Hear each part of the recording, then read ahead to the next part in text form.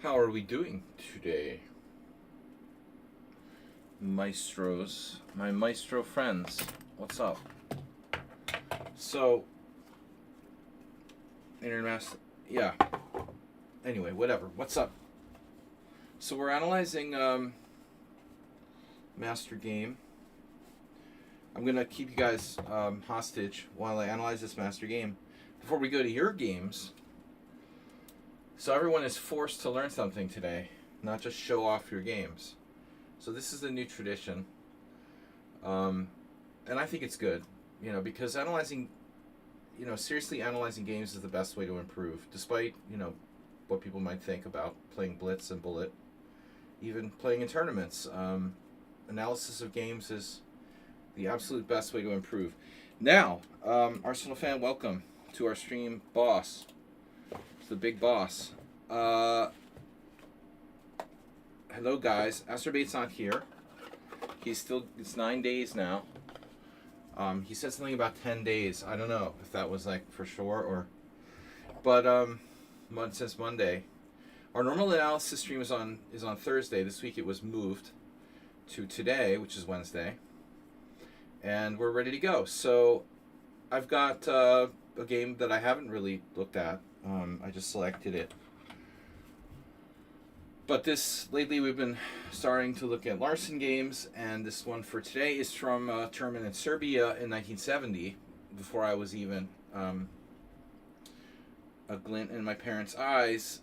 It was in Vinkovci, and this is 1970. So if I remember correctly, from previously analyzing some of Larsen's games, I believe he won this tournament in 1970.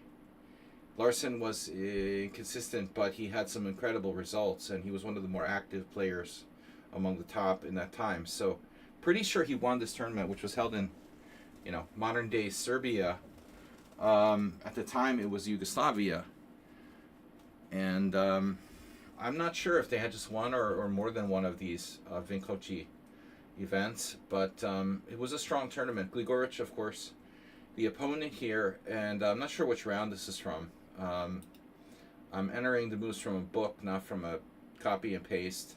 So it's just a game. Let's take a look. So Larsen plays G3.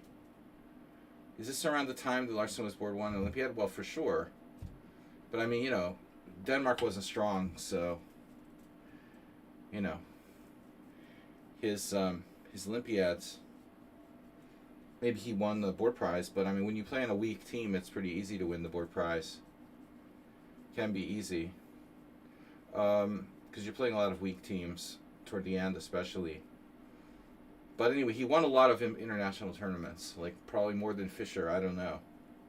Okay, so Larsen's white, Gligoric is black. Gligoric also a legend, of course. He also has a book, I Play With Pieces.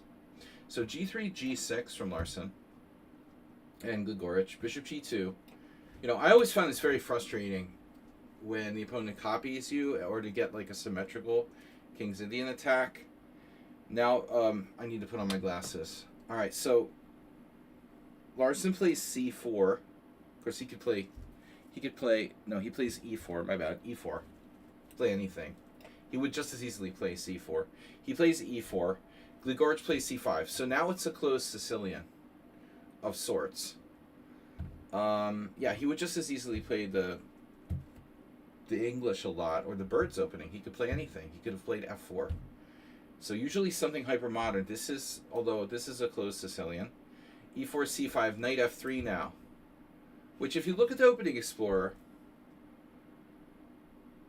Knight F3 is very rare in this position because it blocks the pawn on F2. So normally you would get this position by transposition. It seems more natural to play Knight E2. That's like a reverse English. That's one of the best lines, Knight E2. Not blocking the F pawn, and not committing to like Knight C3 or necessarily a King's Indian attack. So I think that Knight E2 is very natural. Knight C3 is a straight up transposition to a closed Sicilian, but he plays Knight F3. It blocks the bishop, but it's still looking like a natural kind of King's Indian attack. It's not bad. This is a kind of long game, so I'm not going to get carried away. Knight c6, and now castles, and Gligorich plays knight f6. Now, there are a lot of setups that you can play here. d6, knight f6, e5, e6, maybe rook b8, something like that.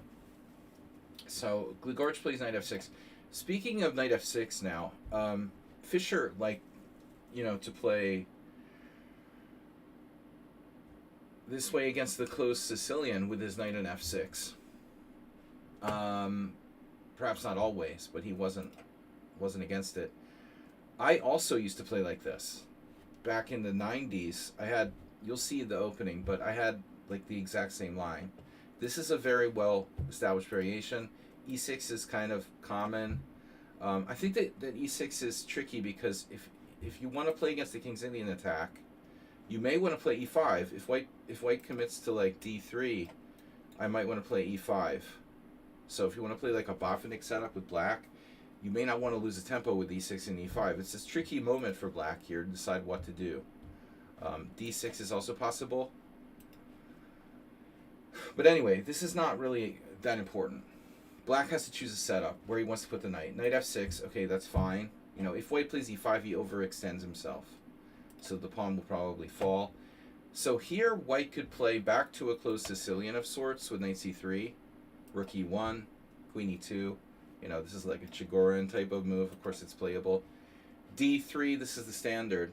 White plays d3. And now he's not committed to playing knight d2 or knight to c3 or whatever. So it could be a closed Sicilian. It could be a King's Indian attack.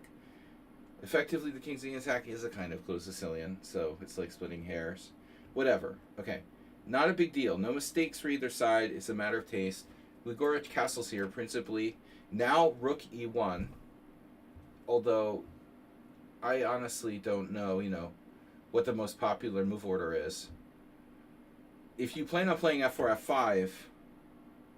f5, it looks like white has nothing after d3.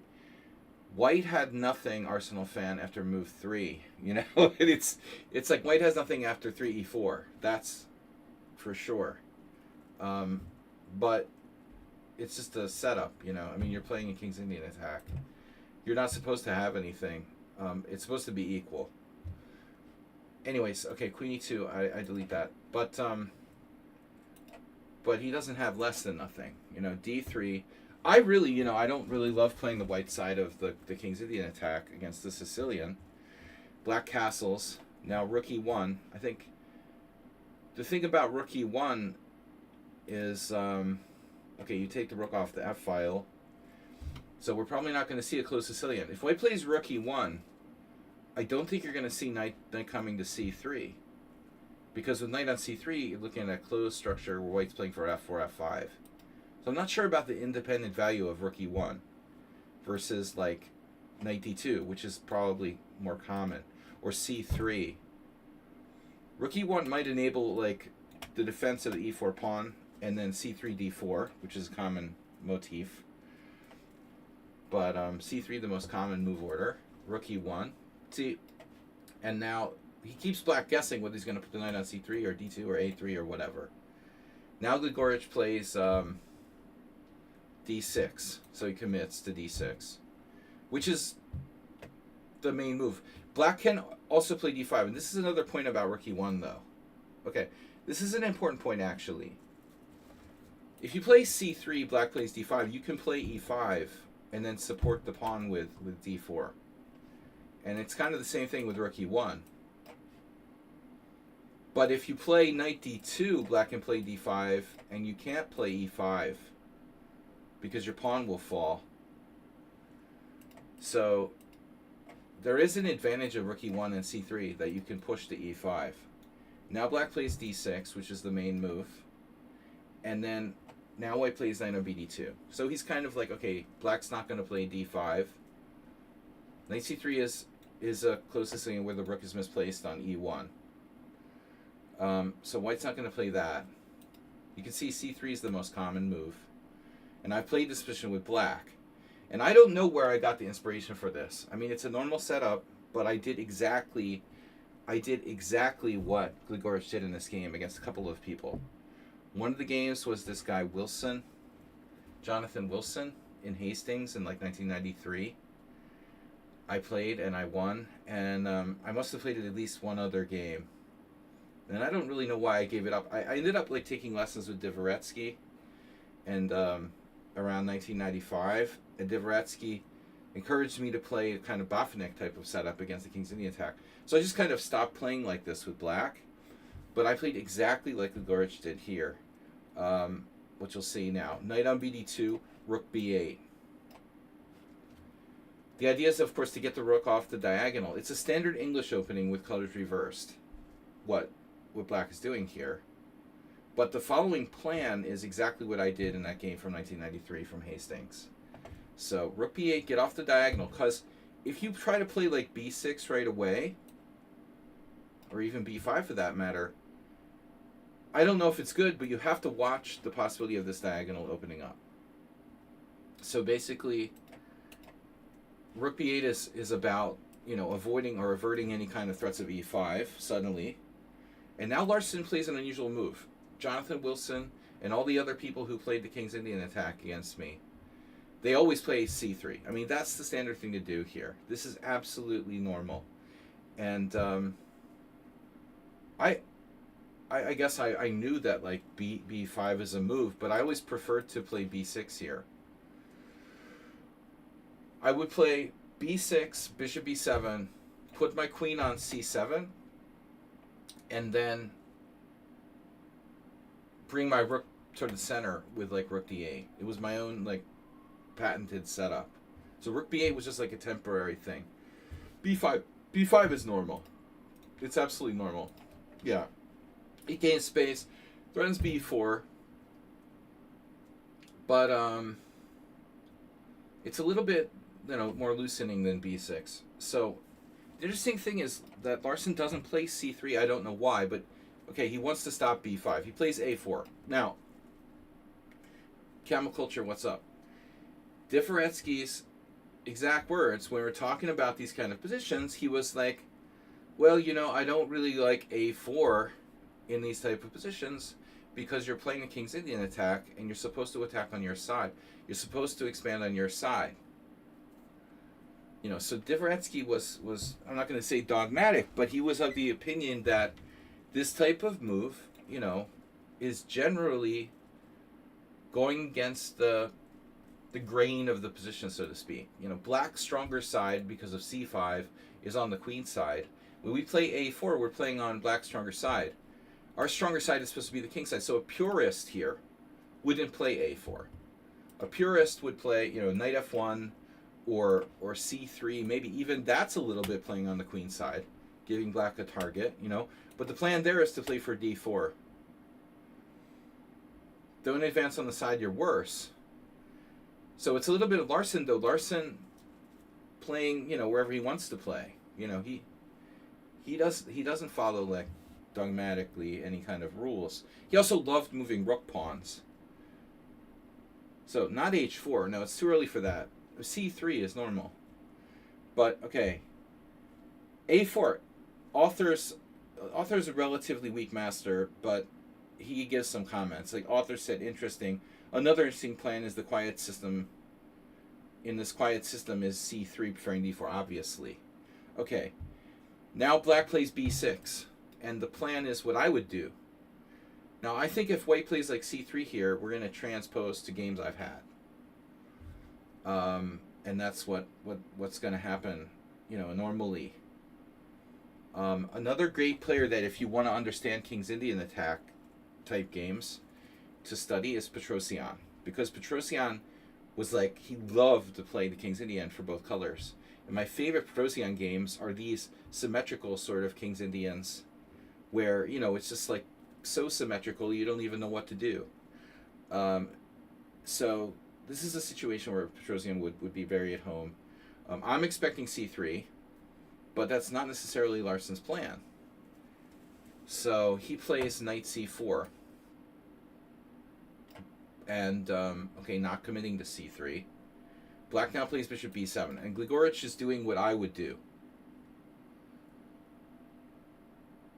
Yeah, I mean, but E5, e5 looks promising, but e5 trades off your strong point. Black is like ready to absorb that. Black is like a sponge. The setup that we have here with Gligoric, he's totally okay with e5. He's like, okay, play e5. You know, trade off your central pawn. That's no problem. I'll just absorb it. I don't think the e5 is anything great. Plus, this bishop now will trade that off. So white wants to build up, not like, you know, trade off his central pawn on e5. So he plays b6, knight c4, bishop b7. So what does white do now? You know, that's the thing. It's kind of hard to do anything. And like, what would most players play? Well, yeah, c3, maybe like knight e3 at some point. That's the normal maneuver. Camel Culture's provocative bishop f4 is an interesting idea. Yeah, I mean, it's possible. I mean, you could allow black to play e5 with tempo, but does black really want to play e5? Or is it not Camel Culture? Sorry, Camel Culture, sorry. It wasn't you, it was Libardo Rueda versus me. Holy fuck. So I told you guys I played this before. This was Boylston Chess Club Championship 1995. This was right before I had this like sessions with Dvoretsky, I would say. Right about that time. 95, 96. I lost to Libardo, who's Colombian, NM. A couple times. I had a bad score against him. He's probably like 2100 now. I lost with him in the GF Caro-Kann. I had forgotten about this one. Not one of my best games. And I was the favorite, you can see. I think those are actually FIDE ratings, but I'm not sure. In any case, I'm not sure. Maybe not. Maybe not. I really don't remember. Maybe not. Maybe that was USCF, but I don't remember. It was the Boylston Chess Club Championship in Boston in 95. I was the favorite and lost to Libardo. I don't remember the game at all. But okay, he played bishop f4. Arsenal fan suggestion of bishop f4. Notice I didn't play e5. 3 years before you were born. Oof. Luke, I am your father. That's scary. I'm old enough to be people's dads. Camel Culture submitted a game. Okay. Okay. Somebody give that man a subscription. Somebody's gonna need to subscribe to Camel Culture. Alright. So we got honorary subscriber. We'll consider him an honorary subscriber. Because he is a strong player. Masters get honorary subscription. Seems good for white to allow knight takes f4. Seems good for white to allow knight takes f4. No comment. Alright. Bishop f4, that's a suggestion. Nice to know that I lost that game back in night. That was the last time I played this setup for black, probably. I'm not sure if bishop f4 is a good move. I mean, so let's see what our hero does. Larson. Well, the game's not in the opening explorer. But Larson played, yes, you guessed it, h4. Earlier suggested by someone. And we're going to go to the next page. This is a long game, so it's going to take a while. Alright, anyway. The most incredible move of the whole tournament, according to Larson. Wow. So, okay, Eric Brondum knows Larson. I mean, he's a Dane, and he wrote this book of Larson's game, so he knows some stuff. He probably has some stories, although not a particularly strong player. Apparently, Larson considered this his most incredible move of the tournament. According to Larson. It's probably not too astonishing this move. Okay. Time and again, the Danish Grandmaster stated that such flanks attack do not very often lead to simplification. Here, it certainly puts new life into a rather boring position. The main purpose of the move is to prevent Gligoric from playing the freeing d5. So this is his apparent thought here. Camel Culture, you subscribed. Masters get free entry. NM Camel Culture subscribing and taking Arsenal's fan health down a notch. Every time we subscribe or donate to the stream, Arsenal loses his health. You just took away his health points. Good job, Camel Culture. So check this out. The idea behind Larsson's move is to discourage d5. You've heard of, like, you know, a central break should answer a flank attack. This is like the opposite. He's making a flank attack to discourage the central break. So his idea is that if black plays d5, you take, and then you can play h5 and go psycho on his king side. Pretty neat idea. Although, you know, I think that the move is somewhat weakening. We'll see what happens. H4, now queen c7. And this is the standard strategy plan. And I invented this myself without, you know, any lessons with Gligorich. This is what I would have done as well. The idea is that the rook isn't really playing here, and it never really intended to be on rook b8. My idea with the whole setup, which I did use successfully despite losing to Lombardo, was that we re-centralize. You know, we're going to re-centralize that rook. The rook was just there temporarily to solve the tactical issues. So I like queen c7. Notice Larsson facing exactly what I would have done. Bishop d2. And this is a useful move.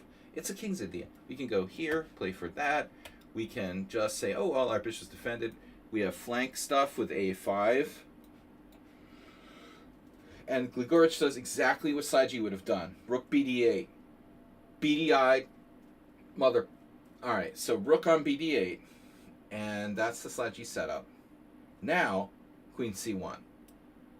So Larsson sidesteps that. Keeps h5 in reserve in case of d5, takes, knight takes. But objectively, you know, who do we like better here? Well, I mean, does white really have any threats? You know, does white really have any threats? Not really, right? All right. So it's going to be a complicated game.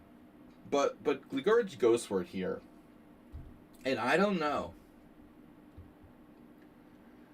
I mean, should he prepare his position more somehow?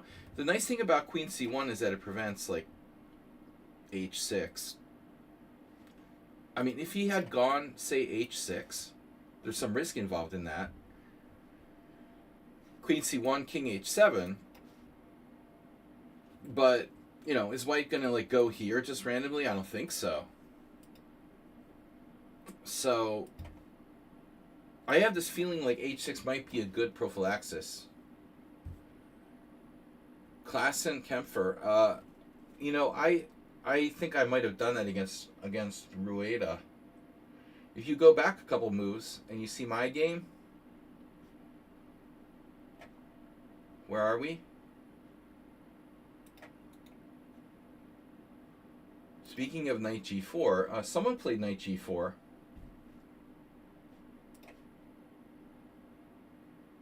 In that previous position after bishop b7, oh, we said after bishop f4, someone played knight g4. I played knight g4 against Rueda in that position because I didn't like him playing e5. But, you know, in retrospect, that move looks, it's a little bit weird, you know. Playing knight g4 takes control of these central squares away from black. The knight is controlling some key central squares there. And knight g4, no, I'm not sure I lost the game because of this. I mean, you can see what happened. c3, knight on g to e5. And now white made... Yeah, I don't think that white played a great game. White played a really strange move now, knight a3. But, I mean, his idea... I don't know, I played knight takes f3 check here. I feel like black is probably fine. This knight a3 move looks very suspicious. But in any case, okay, knight g4 is an idea. But after h4, yeah, I mean, it's also an idea. But if you play knight g4, I mean, you're going to allow this. Just remember. The knight on f6 is the only thing that stops h5. You know, so it's nice to put your knight on g4. It doesn't threaten anything concrete. And you're going to let white do this. Now, it may not be a big deal, as Arsenal fan questioned earlier, but there's also the AlphaZero-esque sort of h6 that can be annoying. So I don't know. I mean, it's complicated. Maybe black can even try for f5. That's a very risky move, though. And I don't think I would really want to follow up with that. So, but not what I would expect from Gligorich. Okay, knight is doing an important function here. I think stopping h5, but I really seriously, I think h6 is a good idea. The first thought is like after rook b8. After h6. Okay, you're weakening your own king side, but what exactly can white do about it? This is even stronger now. h6 is a standard move. This isn't scary because of king h7. I don't really see white blasting us with an attack here. I mean, maybe you got something, some e5. I'm still not convinced that that's a big deal. So here, normal move, but queen c1 preventing h6. All right, so let's see what's up, Mad NPC. Camel Culture subscriber with an ambulance. Yeah, somebody's going to need an ambulance. Kind of a long game, so I'm going to move a little faster here. Queen c1, d5, boom, he hits him in the center. But this is the point that Larson had, right? He wanted to encourage black to play d5 so he could go knight takes h5. What about rook takes? Has anyone here ever played the Pirates and done like rook takes d5? Or I've done rook e5, rook h5, but I don't know about rook takes d5, rook h5. Probably not the safest. Black plays d5, and now, Gligorich expecting e takes d5 probably, right?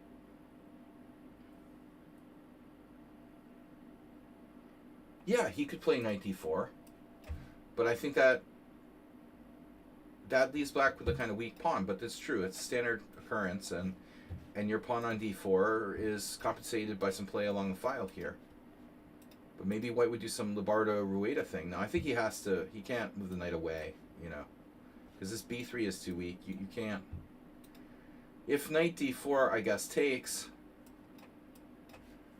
well, you are allowing a5 type stuff now. This is actually very dangerous. a5, b5, a6, threatening bishop a5. That's one of the problems with that bishop there. So no b5, or if you do play a b5, you have to do here takes, and actually it's a shit show. We would have bishop a5, wouldn't we? Oh, dude,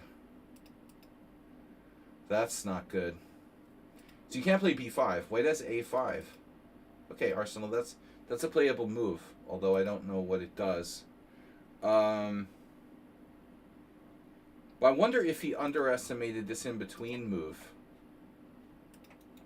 here.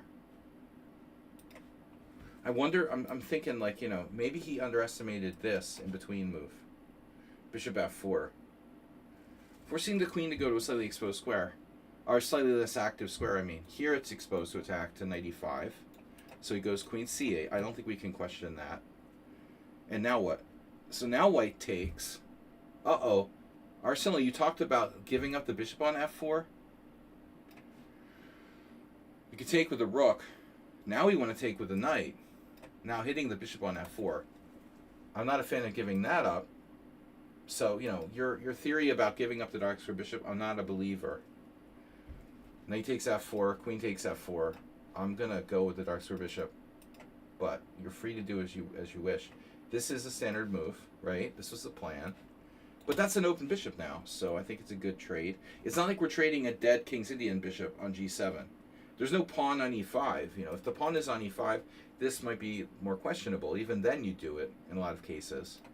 But, I mean, it's definitely not a bad idea when that bishop's so active on g7. Respect your bishops for long-term health and life. Good quote. Some annotators have suggested f6. And some psychopaths have suggested bishop h8, but okay, no, seriously, rook fe8.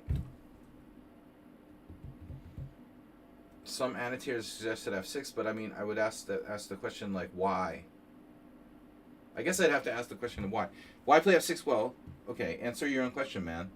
If you want to play f6, the idea is e5. The idea of f6 is to play e5 and create like a Marazzi bind. And if black has a few moves in a row, he turns into Mikhail Botvinnik and smashes your ass with a space advantage. What would white do?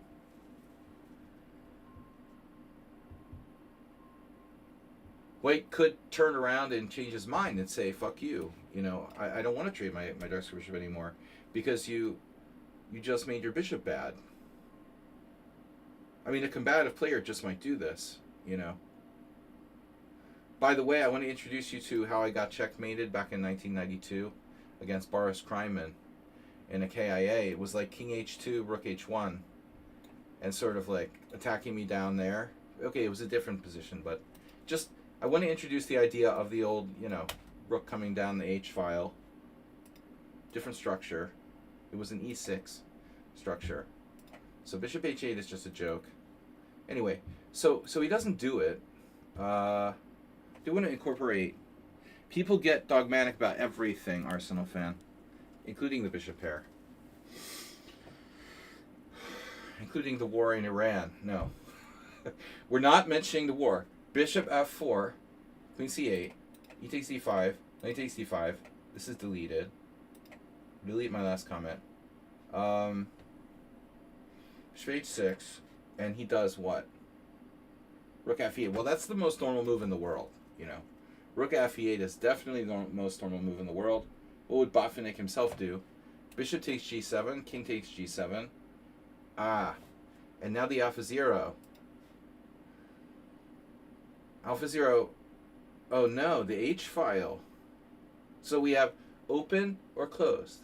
Open or closed.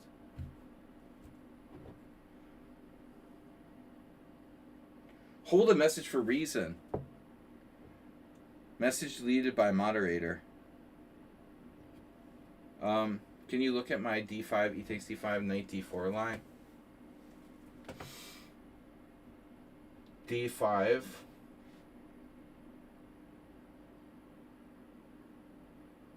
You mean white taking instead?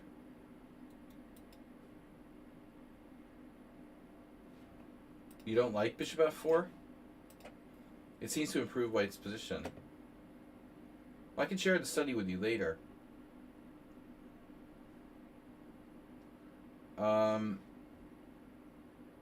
I can make you. Well, I don't want to make you a member because then you'll mess it up. I can make cloning available. Let's see. Edit study. Allow cloning. I did allow cloning. So, okay. You just have to clone it. Clone your own study, man. You can go to my studies and clone it. So, e takes d5, knight d4. I think there again, you're probably going to run into bishop f4. But this might be a scarier version because white will have like d6. Okay, this is bad for black, right? Because your e7 is going to be a problem. Or d6. I mean, if you play e takes d, black will just play knight takes d5. Or maybe rook takes d5. But I don't know why this would really change anything. We're just going to get knight takes d5, bishop h6 probably. Let's count the e5. 1. We can't get an e5 with black. But I mean, the queen is on a better square, I suppose, on c7 than on c8. Bishop f4 just knocks it back to a... I would presume it's a worse square. I don't know. I mean, it does have some potential here. Could also get attacked. E takes d5, knight takes d5, bishop h6, bishop h6. Okay, this is a long game. Bishop h6, rook fe8, bishop g7, king g7, h5. So this is starting to look scary, right? h5, white has some attacking chances. Black's going to have to be careful. The old like rook h8 type of thing sucks because your rook is just sitting there on a closed file. So what does black do? What does he do? h5, knight f6 now. But I don't know what to do with black. What would you guys do with black? Botvinnik says play e5, but it's covered. f6. Yeah, I mean, it feels like this is the moment to do f6, no? I mean, We could have played it before. Why not play it now? I mean, I would guess we're gonna see Boris Kryman, and it's not something you want to see. He's pretty ugly.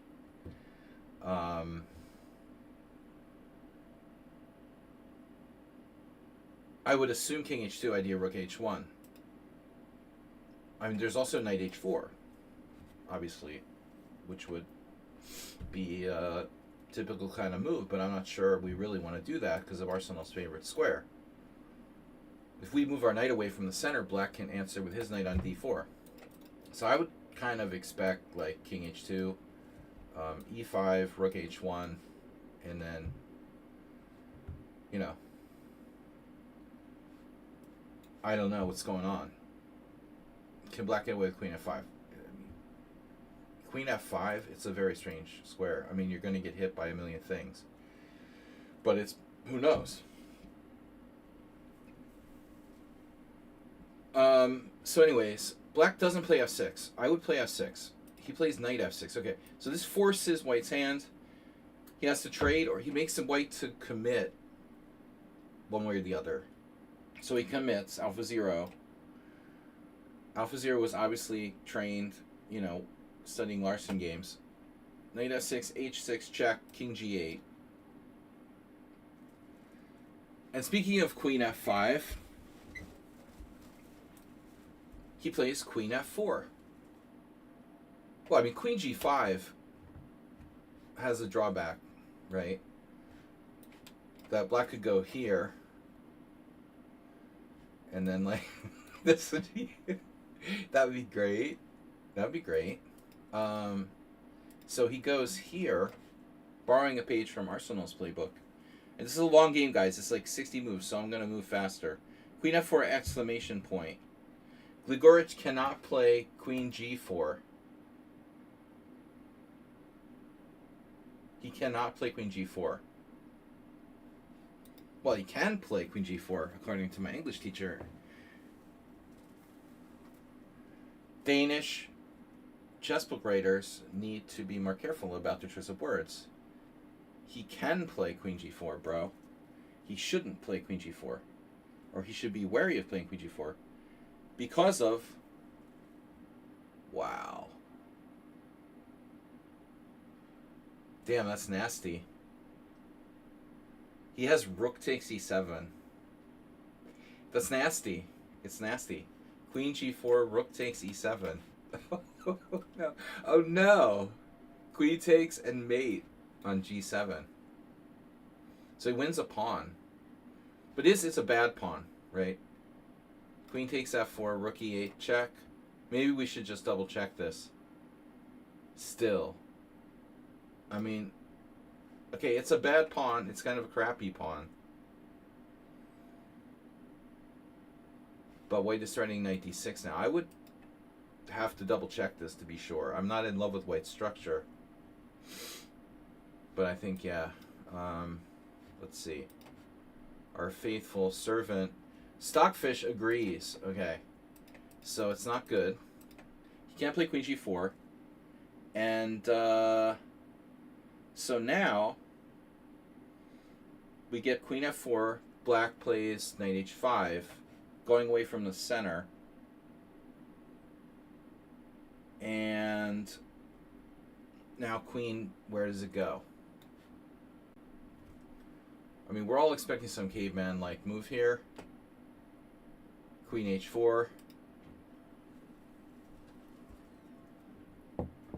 White has good control of E5. And if Black tries to play F6, he's going to lose a knight in some lines. But he just goes back to D2. So this pawn is here. Got the other rook pawn ready to roll with A5 on the queen side. And now he plays F6 because G4 is covered by the queen. The threat is maybe to grab space with E5. But what do you do if, like, King H2, Bishop H3? I mean, there is A5, B5, A6. It doesn't seem to do anything. Black has good fundamental control of the center. But king h2, bishop h3, is that a problem? I would expect king h2, but maybe it's not such a big deal. King h2, e5. What does bishop h3 really do? Black's like, I don't care. You know, it doesn't really do anything. So he goes a5, but then the $1 million question is like, okay, that's fine, but what does it do? After b5, we don't really have a6, unless it's a pawn sack. But maybe it's possible. b5, a6, bishop takes a6, knight a5. What about this lobsters? Lobsters and crabs. Seafood frenzy. a5, black can ignore it and play queen c7, but then we have the a file. Queen c7, we're like, yum yum, delicious a file, thank you. Still not decisive by any means. Maybe queen c7 is the safest. So he goes b5, and then, okay. Well, I mean, I saw this coming, obviously, but the question is evaluating the results of what happened now. White sacks a pawn to get access to a5 and the a file. It's just a flesh wound. Nice knight on the side of the board. That's okay, nothing big, no big deal, right? Bishop takes a6. So he can play bishop takes a6, that's what everyone expects, right? Why doesn't he play bishop takes a6? He decided not to play bishop takes a6. So this is a great diagonal, but what's the deal here? Now I see that on this we're doing okay, but I mean even there it looks like black has defense. Just kind of hold the line, no? He has created a lot of weaknesses, you know, in black's position. I mean, all for the cost of like a pawn. The bishop on a6 is bad. So bishop takes a6, knight a5. The analysis here is takes.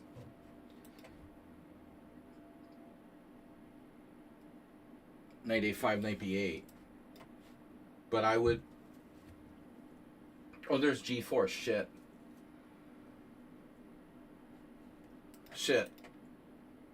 Knight e5 takes, but still the g4 isn't possible. So rook d6 is my idea.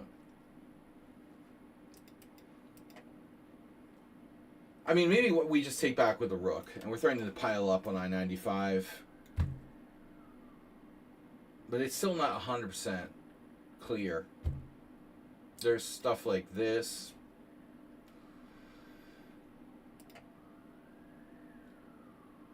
We're threatening g4. Your point is well taken. If rook takes, we cover f4. So like, for example, here, we're threatening g4. Black just does a random move, then we win a piece with g4. Even that I'm not sure about, because of like queen takes, rook takes a6, knight f4.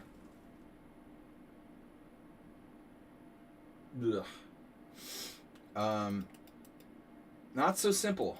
Not so simple. So, black here second guesses himself and plays bishop a8, but okay. How bad can bishop a8? Does anybody see like knight b7 coming? a6, bishop a8, dubious, knight a5. Now here's your chance to play knight d4 arsenal, but I have a very bad feeling about fianchettoed knights. It's aesthetic. I mean, somebody's going to get a fianchettoed knight at some point in this game. And it's more likely to be like a white knight on b7 than anything else. You know it's happening. Knight a5, and now e5. Yeah, I mean, this is beautiful, right? It's beautiful. It happens in the Dutch. I've done it to people in the Dutch. Like Asterbait, it happened to Asterbait in the Dutch. It happens to many people in the Carlsbad. Knight h3, knight f4. How many times have I played knight h3, knight f4, knight h5? Knight h3, knight f4, knight h5, knight g7. It's the very standard. Boop, boop, boop, over there. We've done that. But it's rare that it happens on the queen side in like in English, knight b7. Take that, Gligorich. I play with pieces. Knight b7. Ouch. Knight depository. Bishop takes b7. Wow. Pawn takes, queen takes. Nice diagonal you got there. Nice A file and nice diagonal. White square bishop. And alright, we're having fun now. And then the other move that I did expect. Oh, I lied to you guys. Fuck, I'm sorry. I got it wrong. He didn't play knight b7 right away. Fuck. I'm sorry. Take back your subscriptions. e5. He did not play knight b7 right away. Why not, though? Maybe there's some problem, like e4.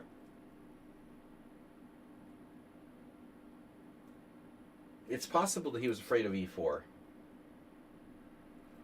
Could there be an e4? That this is a mistake?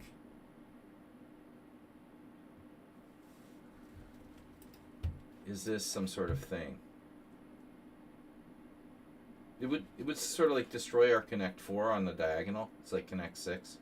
The other day I almost got a connect 8 on this diagonal. I had like 7 out of 8 white pieces on the diagonal in a blitz game. But I think that's the issue. So he went here first. This is a subtle move. I mean, we're attacking this, of course, but like, okay, what's the deal like on knight d4? Well, the ideal is that we're getting out of the d file. So the e4 thing. I guess the deal is that we do a delayed knight b7. That would be the deal, right? It's a delayed version of this idea. Basically nothing changes. We still do the same thing. It's just a move later. So I'm guessing that's his issue. That knight b7, maybe e4 would have afforded black some counterplay. If knight takes d8, pawn takes f3, that's not good. Safe to say that's not possible. So I don't know about my theory there. It's not e4. Theory and practice are different things. e4. e4 doesn't work because of knight takes d8. I didn't notice that was mate. Come on, guys. Master kick in. Master camel culture. Come up with the reason why white didn't play knight b7 right away. You know we're playing that almost instantly. Why this first? Is it necessary?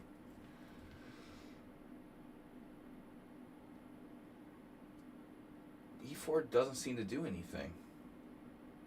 I mean, you could go, okay, no, I mean, here, it doesn't do anything. We just take. I mean, that's stupid. Looks like white can play it right away. Knight a5, e5. Okay.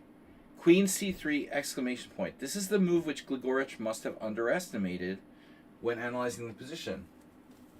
Yeah, well, I would have expected knight on b7 too. But what's wrong with knight b7 right away? I mean, it looks really strong. What's wrong with it must be that he just fucking takes it, right? Takes. But still, white has huge compensation in this position. I guess white just doesn't have a concrete move. Nothing special. There's no g4. There's no a5. There's nothing concrete. Queen c3, queen b6. At this point, if we do this now, black can just like secure it. And okay. So this is the answer, I guess. Like white runs out of really great moves here. There's nothing spectacular. 95, bishop c6, rook a7. Too fantastic. There's nothing fantastic. We have compensation, but there's no Yeah. No, we would just play. I would just play, like a pawn down with compensation. But still, black has good chances, I suppose, to defend. So anyway, so he does this move, which was overlooked by Gligorich, I guess. And, okay, so now knight d4 is obvious. It's obvious, of course. And now we go knight b7. So it's a transposition. It's a transposition. Although the Fianchetto knight is very strong now. Stronger than it used to be. So knight b7, bishop b7, a b7, queen b7, and now knight takes d4. So we get, what, an endgame? Knight takes d4, c takes d4. The queen can swing back over here. If queen b3 check, queen f7, although that doesn't look great. Black might survive. Queen b3 check, queen f7. Queen f7, king f7, rook a7 check, rook e7. And black lives for the time being. So we have something better. Takes. Bishop takes b7, d takes c3. And now bishops are better than knights. As Mr. Camel Culture suggested earlier, b takes c3, b takes c3.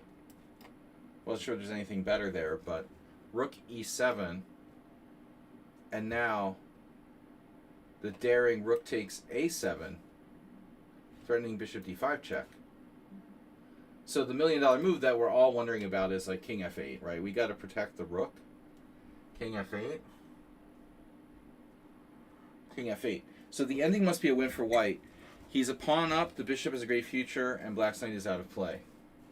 1, 2, 3, 4, 5, 6.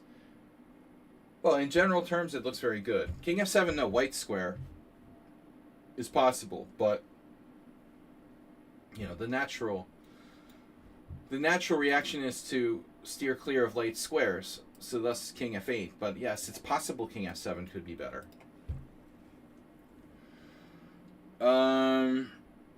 Is the ending a win for white necessarily? Well, the knight is truly bad. It looks good. These pawns aren't ideal. So here's the endgame. All right.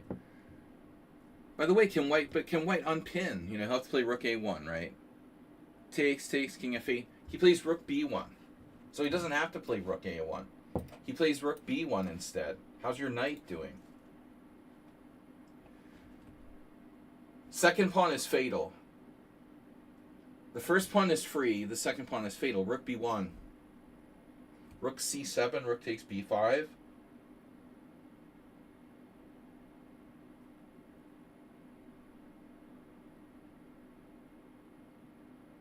Well, I mean, this is why he probably put the king on f8, by the way.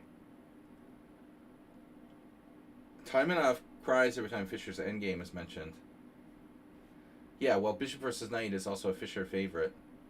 King f7 would be issues on the 7th rank, too. So I don't think there's a question there. Rook b1, f5, but okay. The knight has a way back. But now rook takes b5, and now the e5 pawn is hanging. Maybe black can play e4, I don't know. e4, f4, what's going on? So now it's 2 pawns up with bishop versus knight. And we can move our rook to get out of the pin now. So I don't think that black has great chances here. Rook takes b5, knight f6, and then, okay, that pawn can be targeted. But that's why we're up 2 pawns, because we can give one back. Now there is a rook a8. He trades rooks with rook a8. King f7, white is forced to move.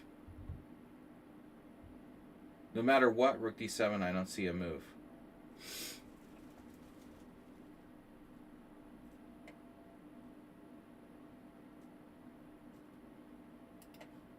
King f7. Oh. Hold there is another possibility, that arises. You don't see a move?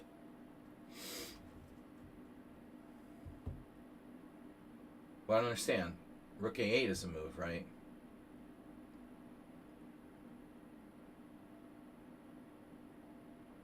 I mean, we have the obvious move, Rook A8. That's always a move.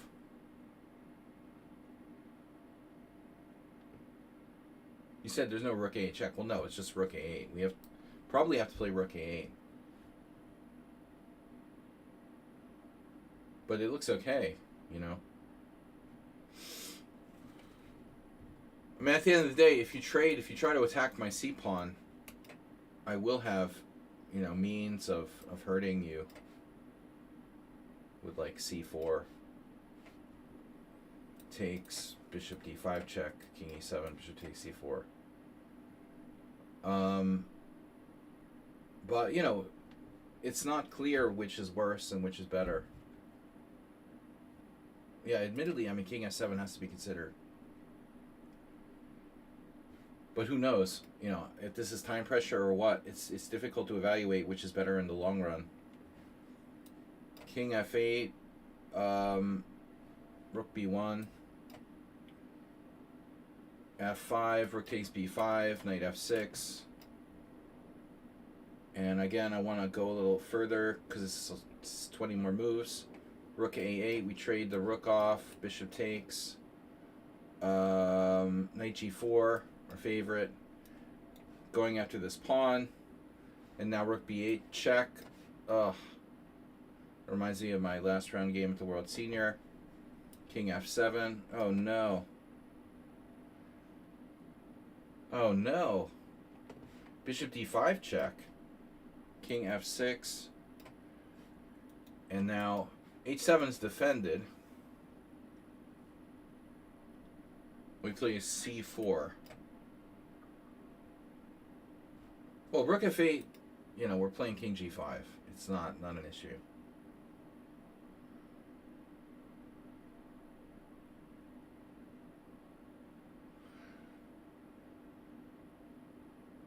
c4. So, how easy is this to win? But it's a very strong pawn. c5, c6. We have another c4. Like, white's king is nowhere near the game, but the c-pawn, it just alone by itself seems quite dangerous. So, white's probably winning. c4, and now he tries this combative move, e4. The old story, black tries for a last swindle. And now, rook f8 check.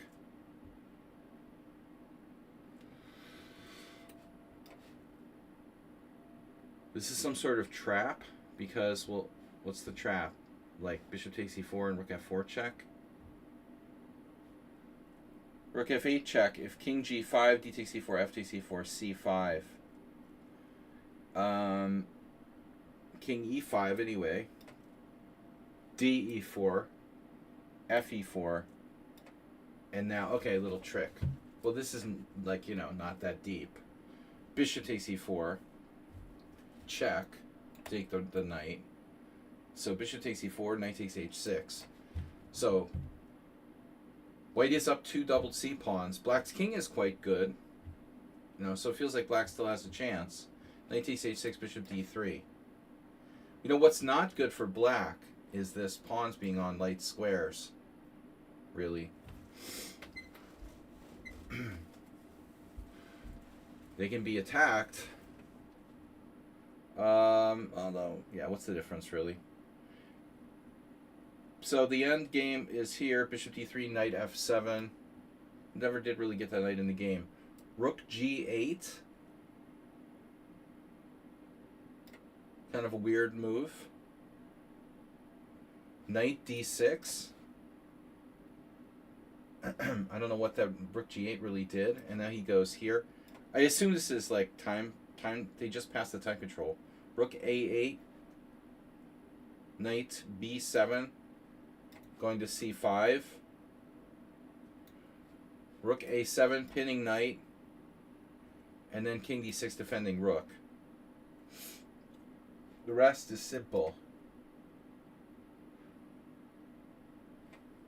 Well, I mean, trading rooks isn't great, but rook and bishop is better than rook and knight. The dream of blockade on the dark squares for black. I mean, maybe if there was like one less pawn on the board or something. There's not even a chance for like wrong color rook pawn or something. Notice the rook pawns are gone.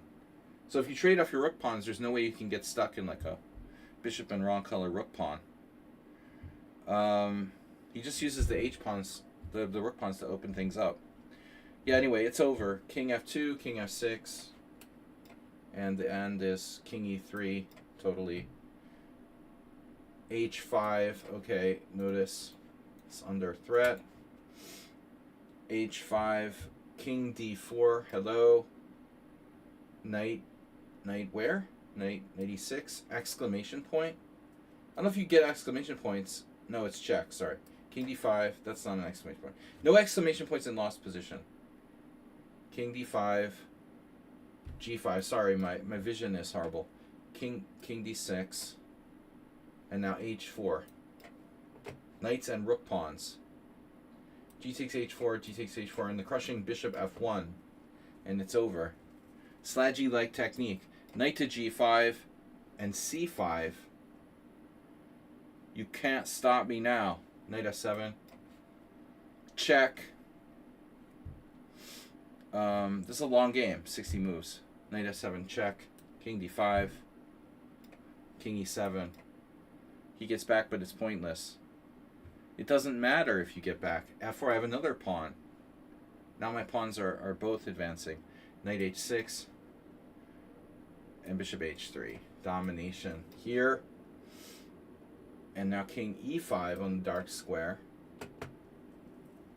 Knight f6. Sorry. No, king e5. c6. Knight f6 check.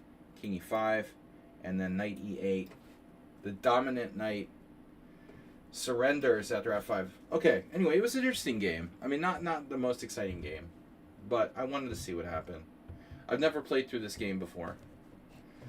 Larson won this tournament in Yugoslavia. It was 1970. It was a strong tournament, though. There's another game. The next game in the book is against Taimanov.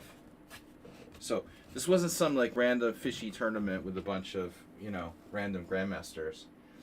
I mean, like Fischer didn't play, but I mean there was a lot of world-class GMs. Your game is very exciting. No worries. Okay, I've got a submission here from our director. Oh, we got Camel Culture's game? What? This is our director. Okay. Get PGN. That's grammatically incorrect. Get PGN. Copy. Okay. Add a new chapter. Paste. That's from our director. And then the culture with a new subscriber. Prague Chess Festival. Prague Chess Festival Masters. Oh my god. Oh my god. I wonder if you saw this game. No. No, I'm boycotting the Prague Chess Festival. I'm boycotting all chess. No, let's put it in there. Copy. Alright. Learn, study. My studies here. Add a new.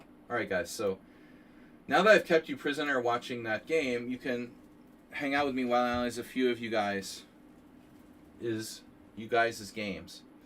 Alright, so this is, well, you were before our director.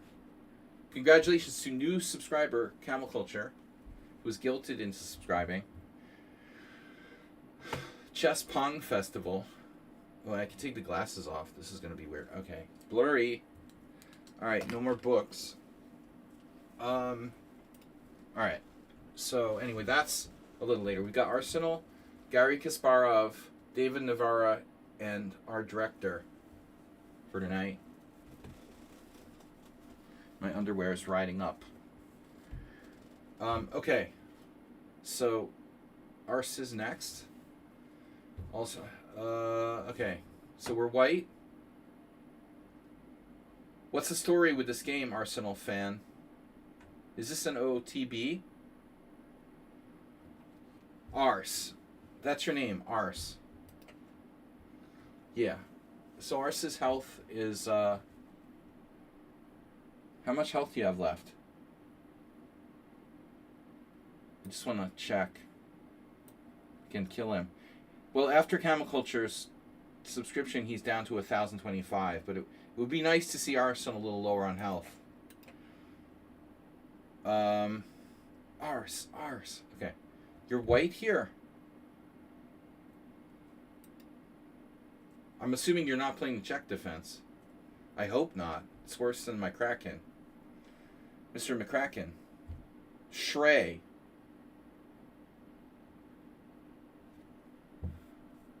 No relation to Shreyash. Yeah. Alright. E4, D6, D4, knight F6, knight C3, C6. Pribble me this, Batman. So I never seriously considered playing anything other than F4 here, but I suppose other variations exist. Black has obviously B5 type concepts, and then bringing the queen out early. F4 is the acid test. Black also has Philidor type of stuff. F4, Queen A5. Apparently this is a move, though maybe not a good one. And then, honestly, G6 seems like you're playing a bad Pierce with a slowish C6. But anyways, D5 is played here. Oh my god. It has a good score based on 24 games. I hope Black's not going to play Knight G8. Krasenkov, Vorotnikov. Knight G8 has been played. Oh my god, that's like my thing. Oh no. Oh no, that's a thing? That's horrible. I've done it in the Kraken. I feel like it's better in the Kraken than it is here. We got a notification. So our new von Geldenfield. Anybody following helps lower Arsenal's health. F4, Queen A5, Bishop D2. So I've always played Bishop D3. And what am I thinking of? No, I guess what I'm thinking of. What am I thinking of? Am I thinking of this? Here, you can also play Bishop D2. I'm not sure what I'm thinking of. F4, Queen A5. I'm thinking of a number between 1 and 6. The threat is knight C4, so you can defend the e-pawn, push it. You can defend it in several different ways, or push it. You could play Queen F3. Pretend you're a King's Gambit player or something. I mean, I suppose there's a lot of moves for white here. I've always played Bishop D3 because that's known as the main line. The problem with Bishop D2 is that it seems complicated. Okay.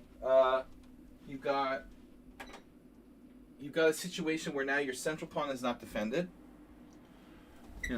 Black Lives Matter, D4. I like to refer to things in terms of current events. Although Black Lives Matter isn't very current, I talk about Moms for Liberty, which is the white squares, and then Black Lives Matter, which is the dark squares. So this is a Mom for Liberty, and this is a Black Lives Matter protester. The D4 square is the classic, weak weak square on the dark square complex type positions, like the King's Indian. A King's Indian type setup.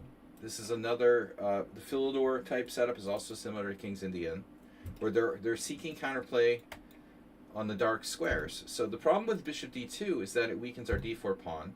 It interferes with our protection of d4, and it also weakens our b2. But on the other hand, this pawn can often be like gambited. Clearly, like queen takes b2 is a poison pawn.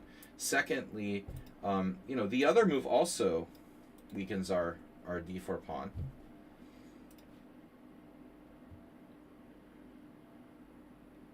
So at the end of the day, it feels somehow like more aggressive to play bishop d3, but with bishop d2, maybe you enable queenside castling more easily. You just like flicking your knight out to d5 like a wild man, or b5. You like the discoveries. By the way, guys, Arsenal fans been missing. Not Arsenal fans, sorry. Astrobait's been missing for 9 days, so we hope he'll be back soon. Bishop d2, and now queen b6. I knew this because I've seen the line before. That's as much as I know. If you go and you like search me personally, we're probably going to see bishop d3 every game. Yeah.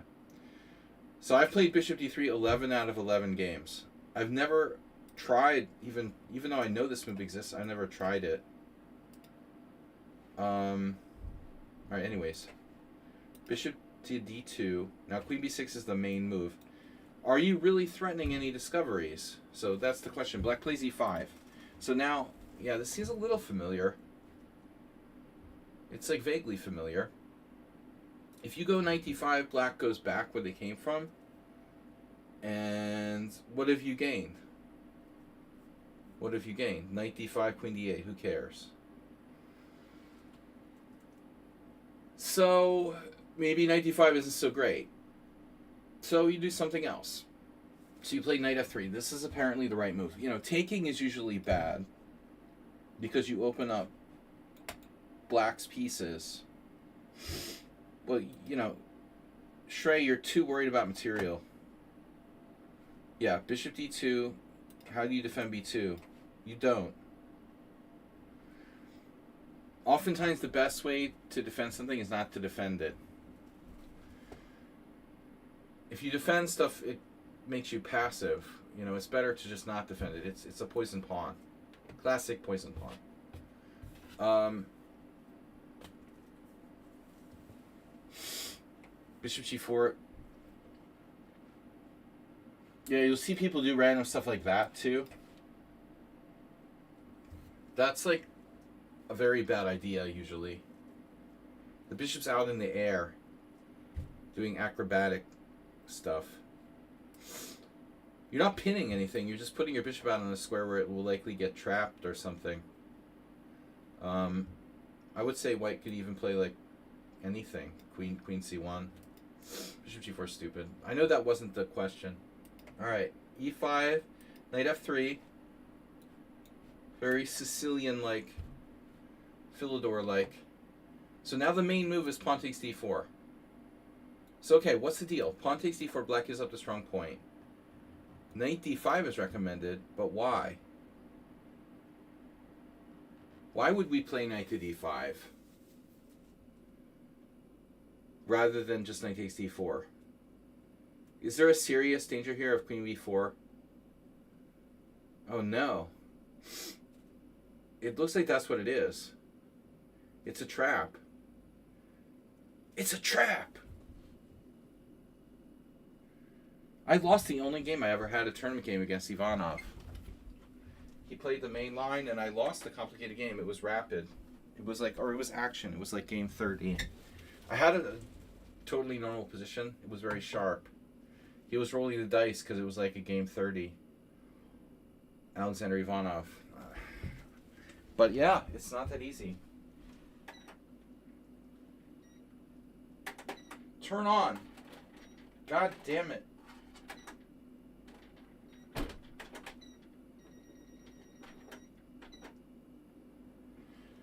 My air circulation system isn't working. So okay, I see the trap. you know, the trap is knight takes d4, queen b4. Well, I thought it was queen b4. I guess maybe I'm wrong. I see the trap. Yeah, it looks like that queen could get trapped. So that's not the problem. Queen b6. Well, I'm not impressed by this. I would imagine this is still better for white. Yeah, it is. Yeah, so it's not clear. I mean, I don't know. You played bishop what? No, he played knight b7. Okay. So what was your intention, Arsenal fan? If he played pawn takes pawn.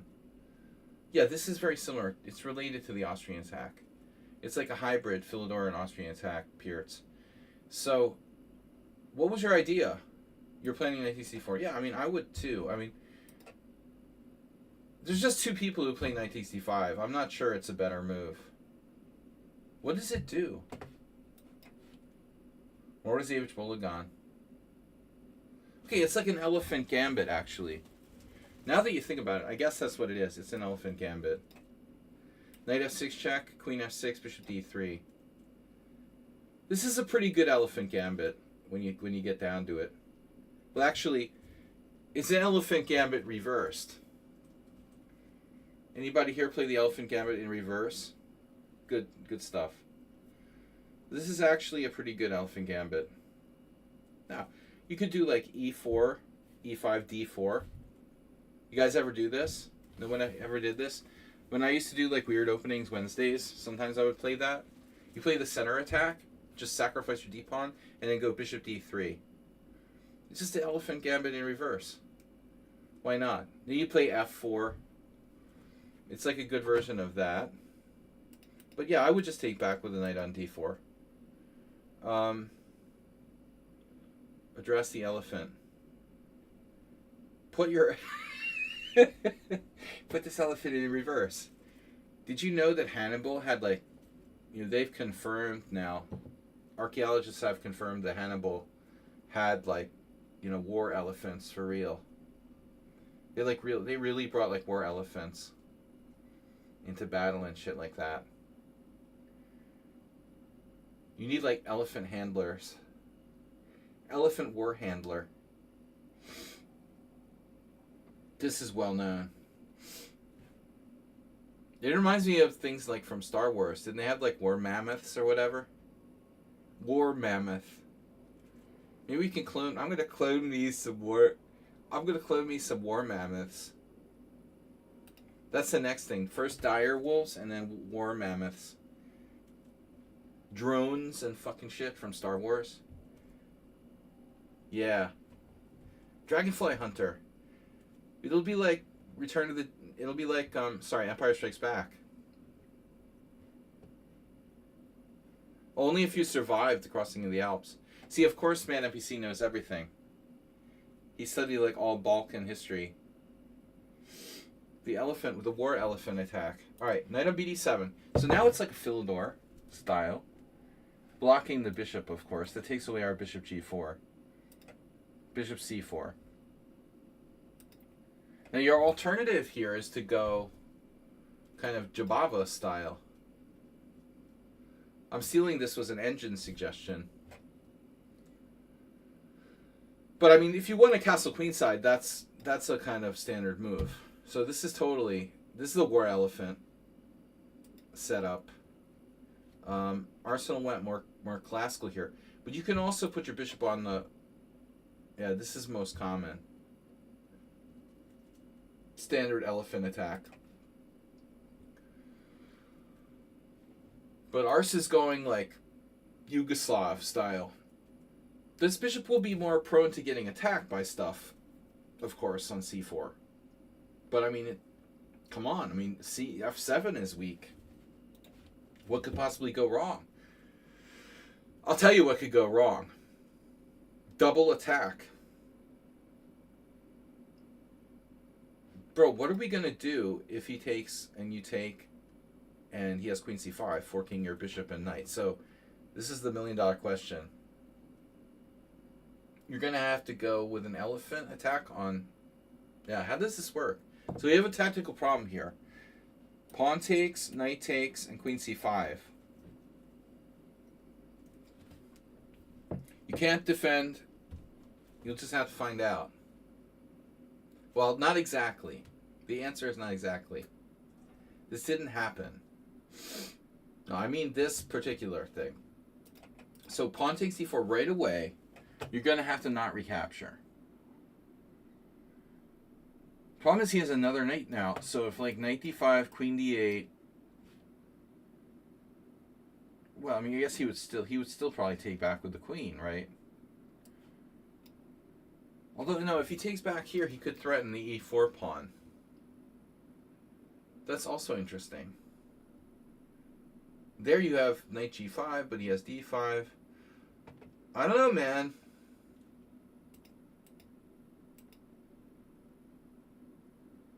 I don't know. Knight takes d4, queen here. You want to sack a piece somehow? Queen e2. Oh, no. Somebody cheated. Dragonfly Hunter asked Claude, how can I trap the queen on d4? Wow. I'm just kidding. Dragonfly, he probably found this on his own. Nice one. You trapped the queen. Very good. Very good.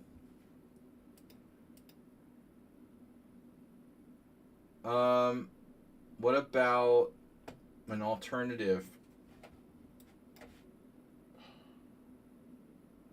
Unsurprising that black's queen could get trapped.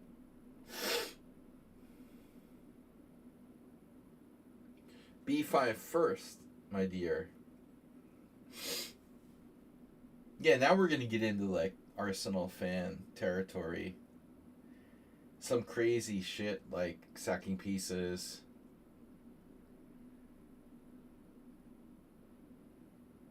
I mean, the idea is that we have an escape hatch now. Bishop d3 still works?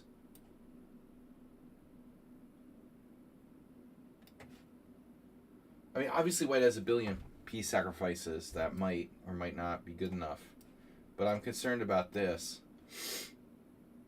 Looks like black's getting away with grabbing a piece here.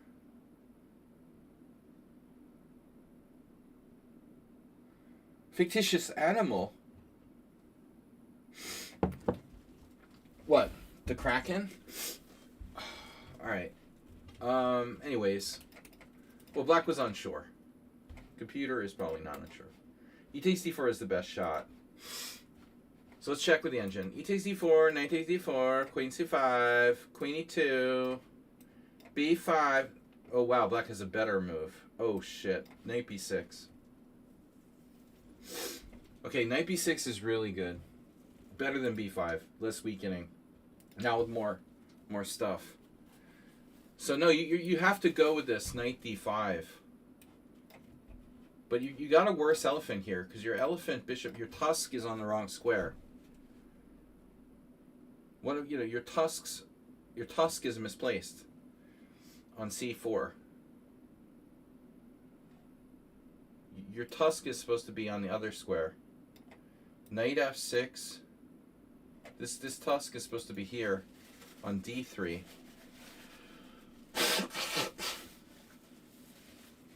But apparently it's still better for white. You have compensation. Compensation. Pawn down. Actually, you're not a pawn down after you take the pawn on d4. You're going to get your pawn back anyway. Yeah, it's okay. All right, you just have to swap a set of pieces. So bishop c4, interesting. Bishop e7, and now Arsenal just went completely bonkers. Bishop here, bishop e7. Check.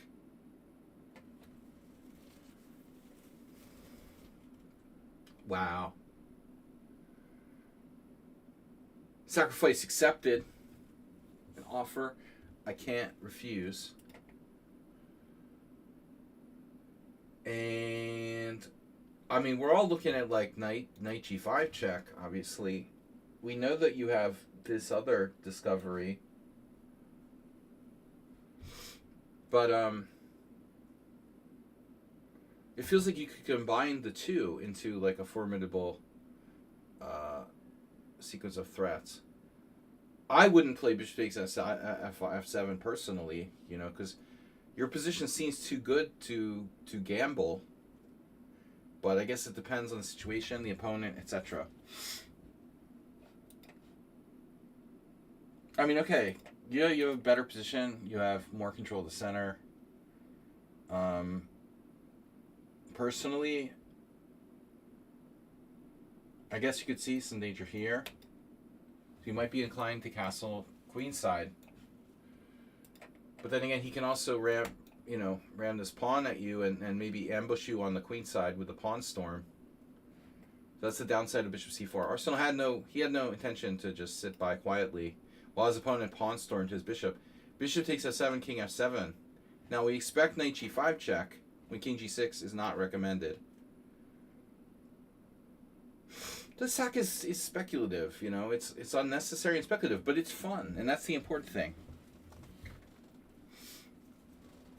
It's fun. Chess is about fun. It's not about art. It's not about sport. It's not about political protest. Chess is about fun, right? That's bullshit. Chess is about suffering and torment. Fuck the fun, man. You want fun, you'd go play, like, with your phone, some kind of little farmies or something. Knight g5 check. Okay. And now queen takes d2 check? What am I looking at? Sorry. Knight d5. Oh, king f7, knight d5 you played. Discovered attack. And now black has queen d8.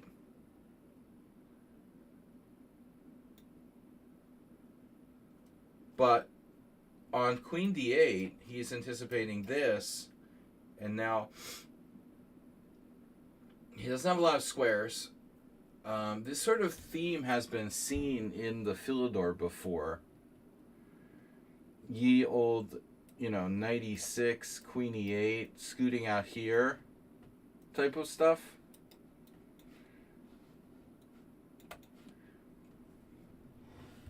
But I'm going to assume that this is probably, like, critical. What the hell is going on? I mean, you could maybe play it like a long-term piece sacrifice of some sort. I don't even have a clue what the best move is. I'm completely confused. It seems like black... Number one move would be queen d8. But it's interesting, he sacks his queen. Queen d8 was best. He sacks his queen. So his math is okay. He's like, okay, I'm getting 3 pieces for the queen. If it wasn't for the fact that black's king is exposed, I would say this would be okay. Yeah, he gets 3 pieces for the queen, but it's the king is the problem.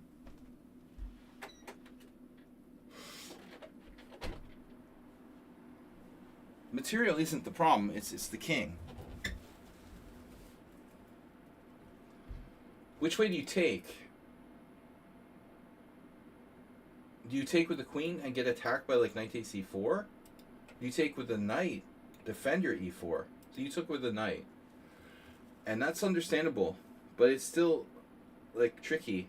If you take with the queen, he could take on e4.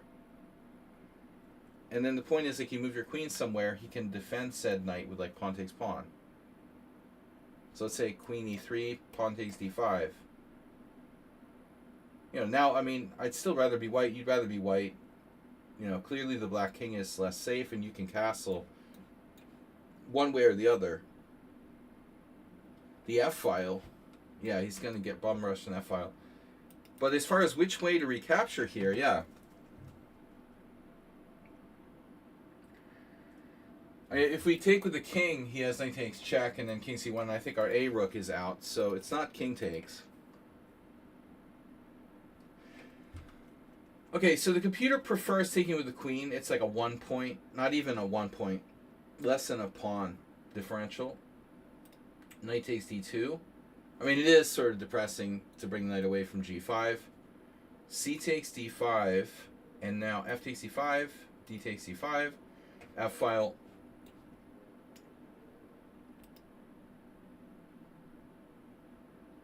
You also open up your queen. That's a plus side of taking with a knight. Yeah, knight takes isn't ridiculous. No, I don't think it's ridiculous. I think it's a tough call. He defends his e4 pawn. But you're also opening up the queen on this diagonal. So f takes, d takes, and then knight takes e5. Sorry, d takes e5. What are your other options? You know, something like, I mean, c3.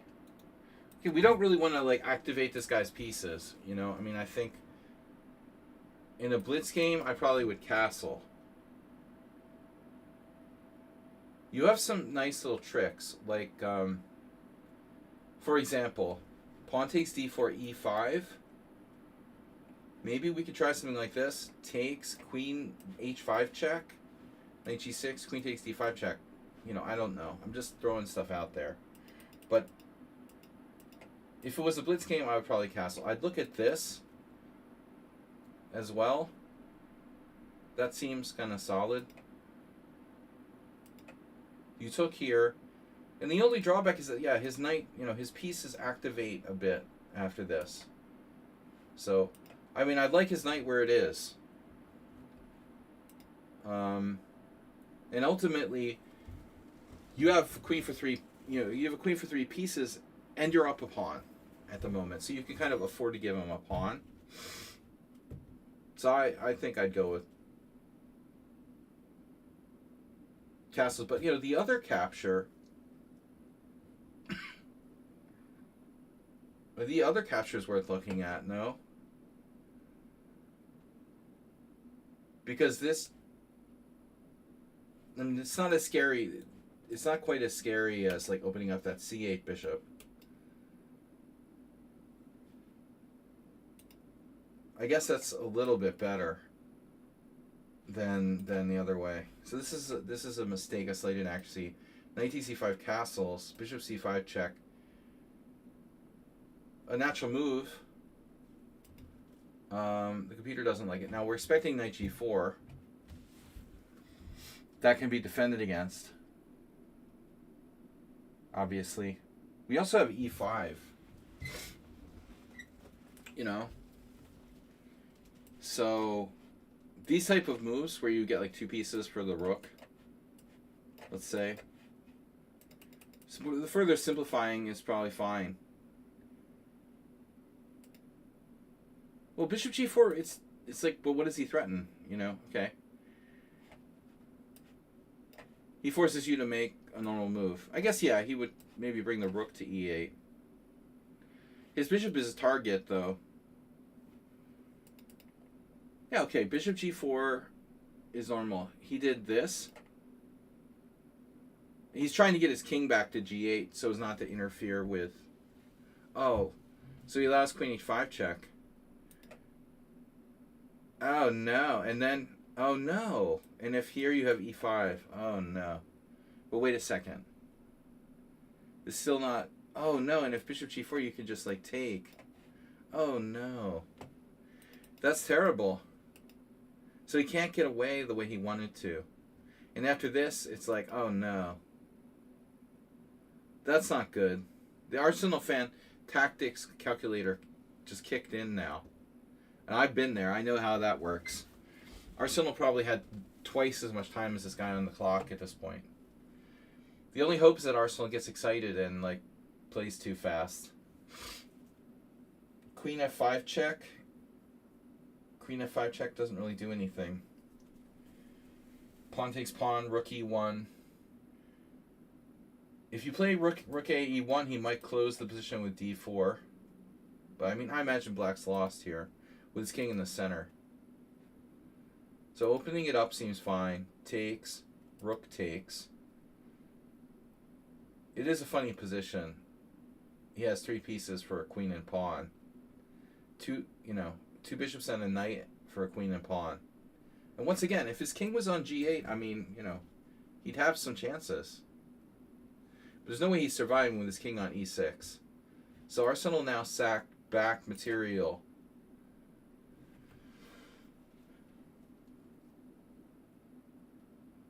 I would draw your attention to these pieces that are undeveloped. Do pieces that do not develop count as pieces?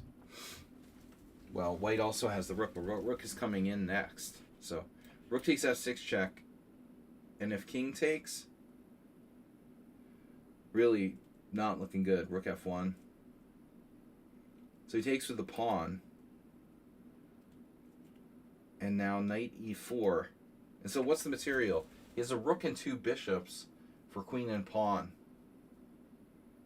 So that's pretty close. Technically he's like up material at this point, but his coordination is horrible.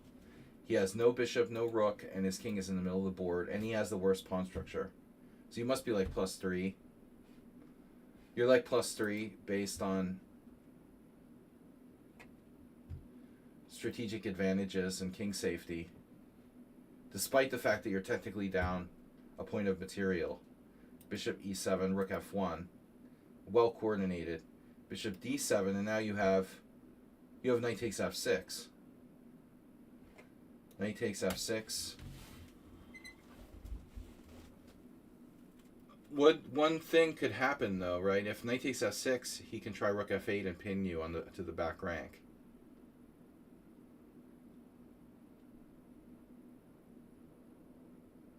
Knight takes f6, rook f8, triple attacking said knight on f6. I think you're probably okay there. Knight f6, rook f8, queen.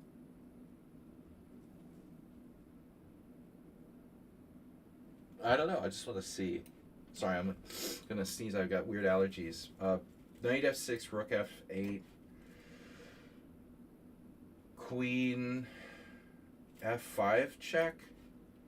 King d6.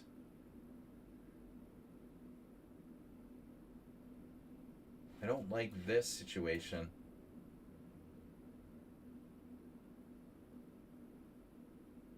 Do you? Damn. Knight e4 check, king c6. That's unfortunate. Jesus. Are we lost yet? Yeah.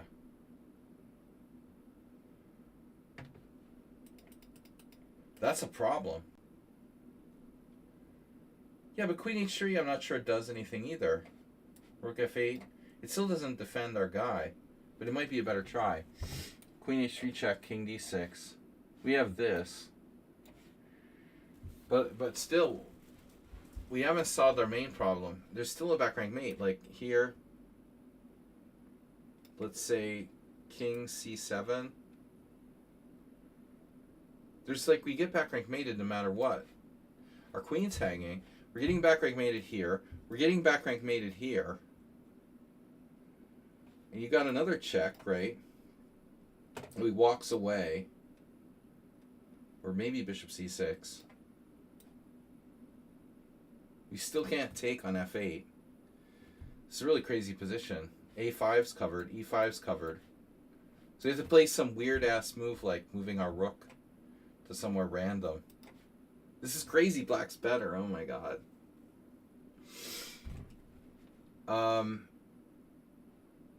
Oh my god. Yeah, black's better. Unbelievable. So knight f6 is a big mistake. You don't have to do anything. Just pay taxes and die, right? Unless you live in Hungary.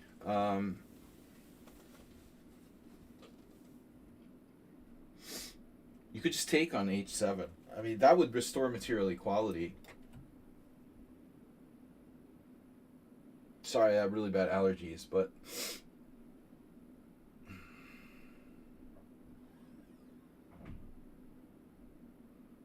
But oh no, queen f5 check, the point is he doesn't have d6 available. This is really, yeah, okay. Your move is good. Your move is obvious. I mean, you're going to take this with check. Right. Check. Yeah, okay. King e6. And now I don't know. Check, whatever. Check. Queen f5 double question mark? What'd you do? Like allow a draw by repetition? I mean, okay, you're strategically clearly better. Material is what? 2 bishops and a rook for queen and 2 pawns. That's like equivalent. But your coordination and your king safety is slightly better. The computer says you're +5. That smells more like a forced win. Any tactics here? Any shots? Knight g5 check. Rook takes f6. Are we missing something? Oh, you have knight g5 check. You have queen f5 and then knight g5 check. Oh, shit. So let's take a look at that one. He has this. And then we have this. With the idea of picking that up. If pawn takes g5, queen g8. This looks pretty freaking strong. Maybe king d8. You'll pick up his rook. Well, actually, you're going to win either rook. Take your choice. You have a choice of rooks after queen g8 check. So this looks really strong, dude. Still not enough. Oh my god, he has a defense here. He has a defense here. Bishop c6.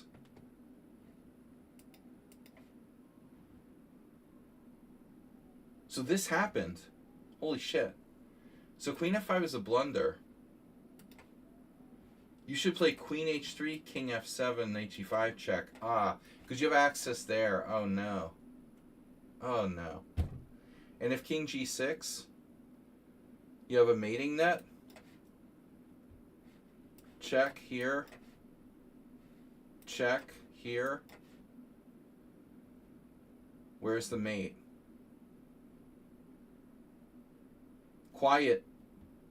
Quiet, please.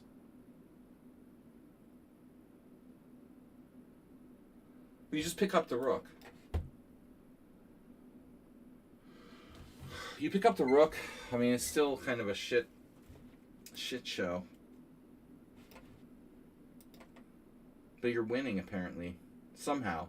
King h5, queen h7, king g4, queen g7 check. Difficult to see this. And you should take his bishop on e7. And technically you're down material. Man, I hope you're not in time pressure. But I figure he is. Queen f5 check. Okay, so your queen was better on h3. Here you did this. You found queen h7. And now he has this crazy move, bishop c6. So why can't... Okay, so... Yeah, okay, he's blocking with bishop f8. He's blocking with bishop f8. Or he has real threats here.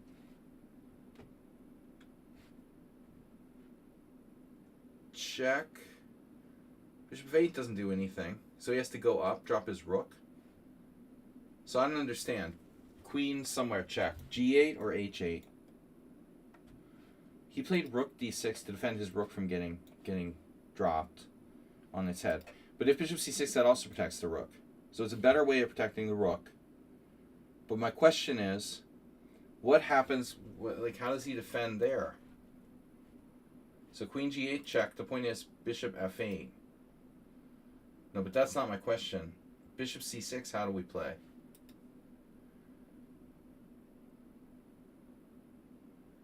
Okay, I want to see this. Knight e4 is a draw. This is a draw. Well, not a draw, but it's equal. So the point is, okay, it's going to sack the rook. Queen a8, and it gets a knight. Oh my god. Yeah, that's crazy. His king is actually pretty secure.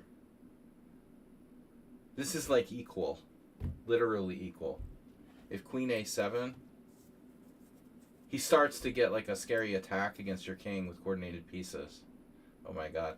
Yeah, you don't want to be playing like Uncle Larry here in a blitz game or something. So he plays rook d6. He bungled his coordination. But you missed queen g8, which was really obvious. The only question is bishop f8. you must have seen this, but not been sure you were winning, but it looks like you are. Is it this, like, kind of crushing? It looks like knight e4 is very crushing. So I'm going to assume that you were afraid you would queenside castle, right? After this. Oh, that's not legal. Okay. I guess Arsenal just rushed. So you play queen h5 check. And he goes king d8. And now knight e4. Sorry, check here. Knight e4. This is crazy. I assume a lot of time pressure. But this isn't good. Notice the slouchy squares. You guys are familiar? Are you guys familiar with my concept of like slouchy squares? That rectangle versus this rectangle. Yeah. You've got a much bigger slouchy square with your pieces and your king. He's got too much congestion here. The pieces are too clumped into like a small rectangle. There's no reason for him to do that. Yeah, he's making his own slouchy square smaller. I mean, he's got this much slouchy square, and he just makes it smaller by going back. It's like compacting. He's self-compacting for no reason. Yeah, why drop back? I don't know. He's defending f6. That's why. No, he's just scared. He was defending f6. He had to play rook e6. That's also an ugly move, though. I mean, black's he's messed it up. You know, I think he's messed it up. It's very awkward now. Rook e6, also not great. But he's losing the rook here. Yeah, I mean, he has to move the rook. He can't afford to he gave him the rook back. And, well, I mean, truthfully, he still has the 3 pieces for the queen. Your h-pawn's very strong. But this, okay, bishop e5, it's still not over. But get your h-pawn going, though. You're like Acerbate. Arsenal fan, have you ever won a game by queening a pawn? You know Acerbate has played like 10,000 games on Lichess and he's never promoted a pawn, right? That takes some serious skill. Can you play 10,000 games? It's like an accomplishment, it's like a accomplishment get or whatever you call it. I'm just kidding, Camel. Camel culture like really believed me. No, but like almost. I think there were like 6 cases of him promoting a pawn. Yeah, it's just funny. Yeah. Very few. There are a few extreme cases. He accidentally promoted. Okay, but not his normal approach. So, h-pawn needs to go. Okay, Arsenal was concerned about his king safety, but it looks like you can't win with just the pieces here. Unless this guy blunders, you're gonna need to use your pawns. Zones in on that. Another check. Oh, why go up when you can go back? He's suddenly a brave guy. Why is he going up, though?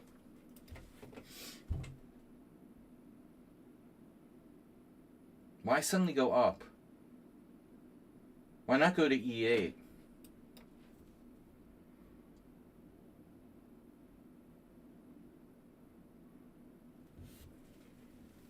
I'm skeptical. I don't like this king e6. Why moving the king to... I don't think this is safer. I think this is less safe. Finally, a pawn move. Dubious. Poor Arsenal. Rook c4, queen b3, king e7, and now a5. Next chapter. Ah. Game over. Wow. So, this was like a club game? Wow. Crazy. Yeah, I mean, I can't pretend to analyze that whole game in like 15 or 20 minutes. I mean, it was too insane. Too much craziness for me. Falk has followed. Amon van Gelvel, yeah. I forgot about Falk. So how's Arsenal's health after this game? After this game, his health has dropped to, let's see. You got to knock him down. I always have trouble grabbing it. I got to grab it the right way there. He's 1,020 health. Still too much. God damn it. We need somebody to dump like 5 gift subs, but it's not going to happen. We need a miracle, like someone coming in and dropping 5 gift subs. And ours is just beep, gone. All right. So we still got 3 games left while I start to have allergic issues. So Gary Kasparov versus Ulf Anderson, David Navarro versus Yakubayev, and Validol versus Rector. You felt ill immediately after this game. I felt ill during the game. That was crazy. Fell ill or felt ill? Fell or felt?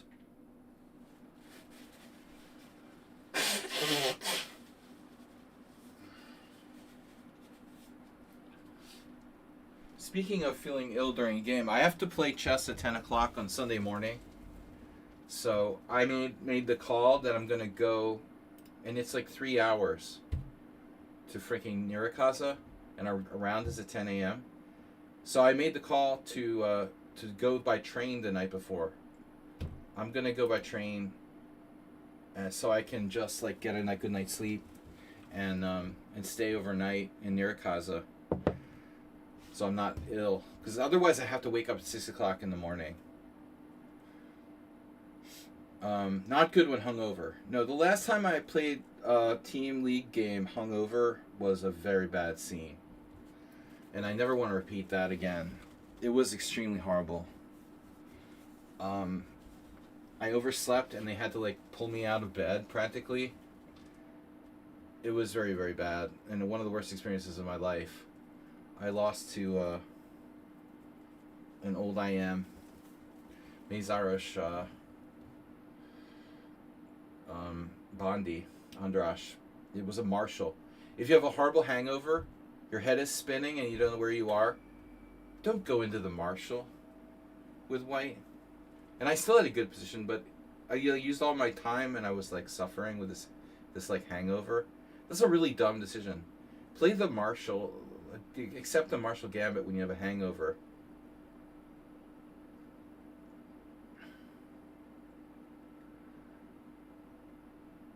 It was terrible. That was like 5 years ago or more. I can't remember if it was before COVID or after. But I promise I'll never do that again.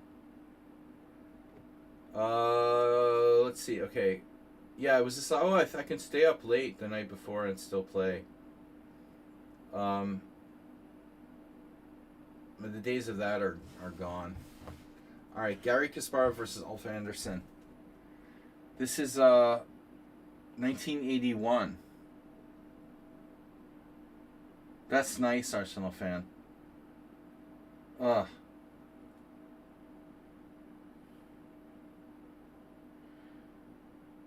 We don't want to start telling chess drinking stories. All right. D4, knight f6, c4, e6.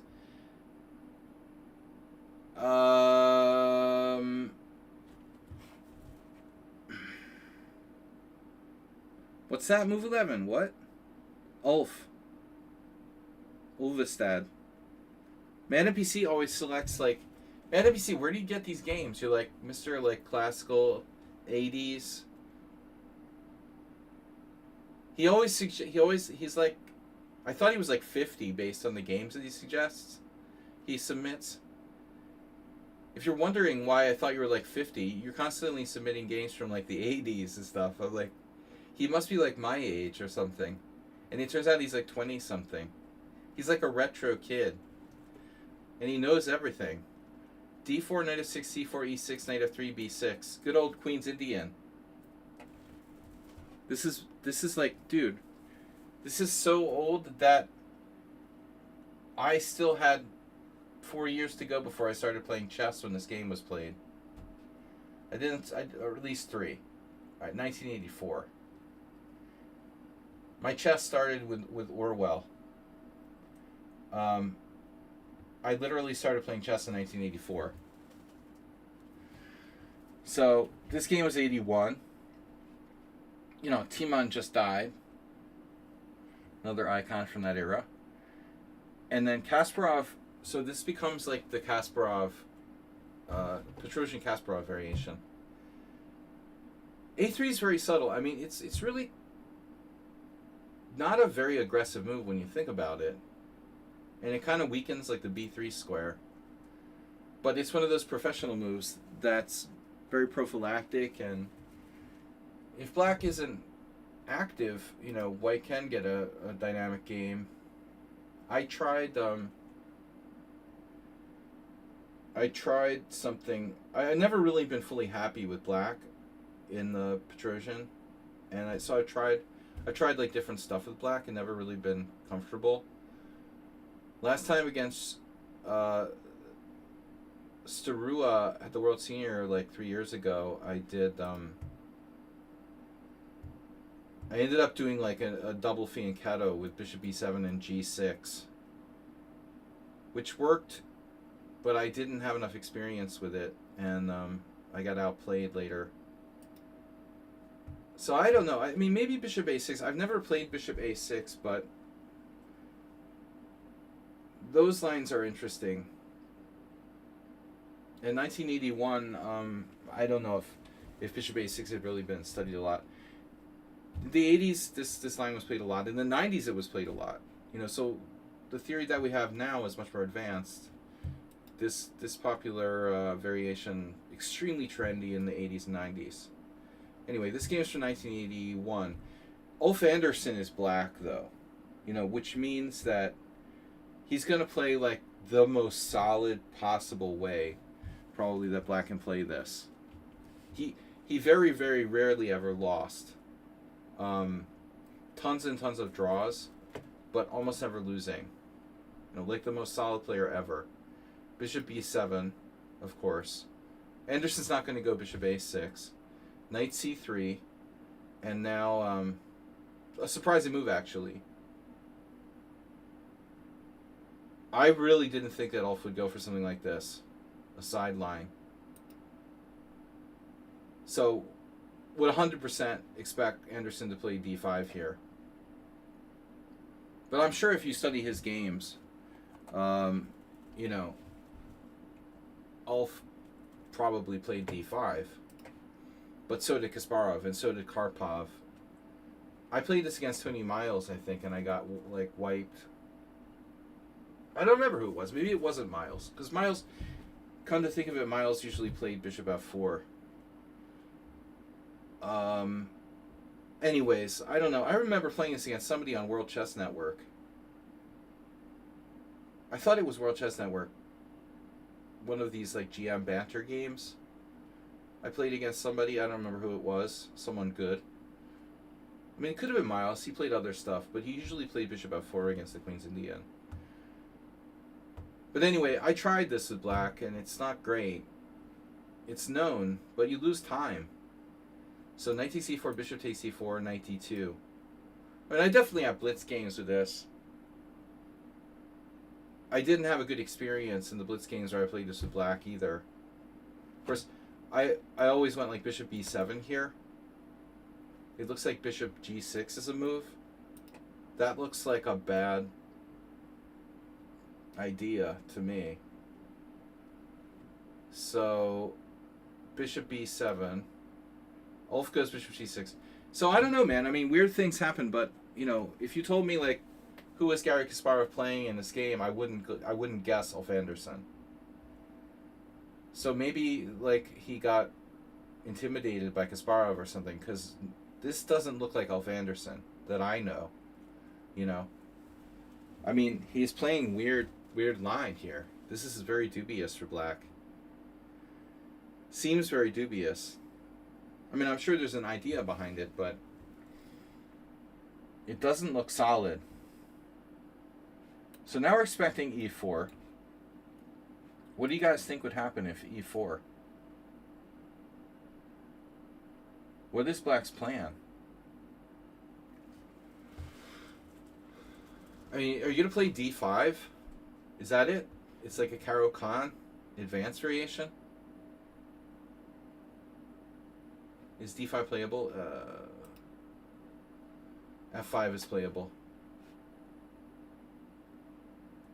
Well, in any case, you're going to have like monstrously bad like weaknesses on the light squares. Playable is relative.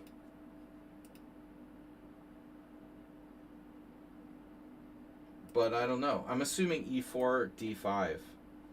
But no. Speaking of weaknesses on the dark square, this looks horrible for black. So the main move is knight c6. Okay. Well, that makes some sense then. All right. So no, he doesn't do that. He plays g3, taking advantage of the fact that the bishop's not on that diagonal. Knight c6 anyway. Now, I would imagine that at this time, there were very few games, if any games, played here. There's a Saki's game from 1985. That's significantly later, and that's it. You know, so this was probably new at the time. Gary just plays e3, and Ulf Anderson playing cutting-edge, hyper-modern style here with black. But it looks like this variation has been played a lot subsequently, though not with a very good score for black, understandably. e5. Yeah, I mean, wouldn't recommend this line to my good friends. I wouldn't play this with black, and I played some bad variations. So a6, very slow, odd move. And then I would expect white to play bishop g2. But is he concerned about this? That can't be a thing. So Gary doesn't bother with bishop g2 yet. He grabs space with b4. But I think the main idea is not just the space, but also, obviously we have a capability of putting the bishop somewhere, and this is a good diagonal. So a very positional play by Kasparov. Kasparov isn't a caveman. He was just a really well prepared, you know, all around good player. B5 now. So Ulf tries to like blockade the light squares. Interesting. And so there's tactics against b4. But again, you know, position is getting sharper. And you're playing Kasparov. Okay, it was 1981, but Kasparov was already, like, what, playing for the World Championship practically. When was the first match against Karpov? In 82? Mad NPC can tell us. Even I don't remember. That was before I started playing chess. Was it 82? 83? When was the canceled match, you know? Around 83? 84? Before I knew about like chess tournaments and stuff. B4, B5, C takes B5, A takes B5, and now B4 is hanging, so he doesn't take it. You know, he wants to keep this pawn, and now black is like, okay, queen B8. What do you do? You know, something very artificial about black's position. Unsurprisingly, but Ulf has a creative idea, knight A7. So this looks insane, but it's not insane if you can play C6 and like reroute this knight to an outpost. You know, the point is to play C6 and then redraw the midterm map.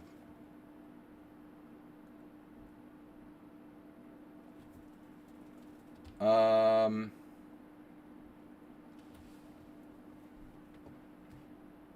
now h4. That's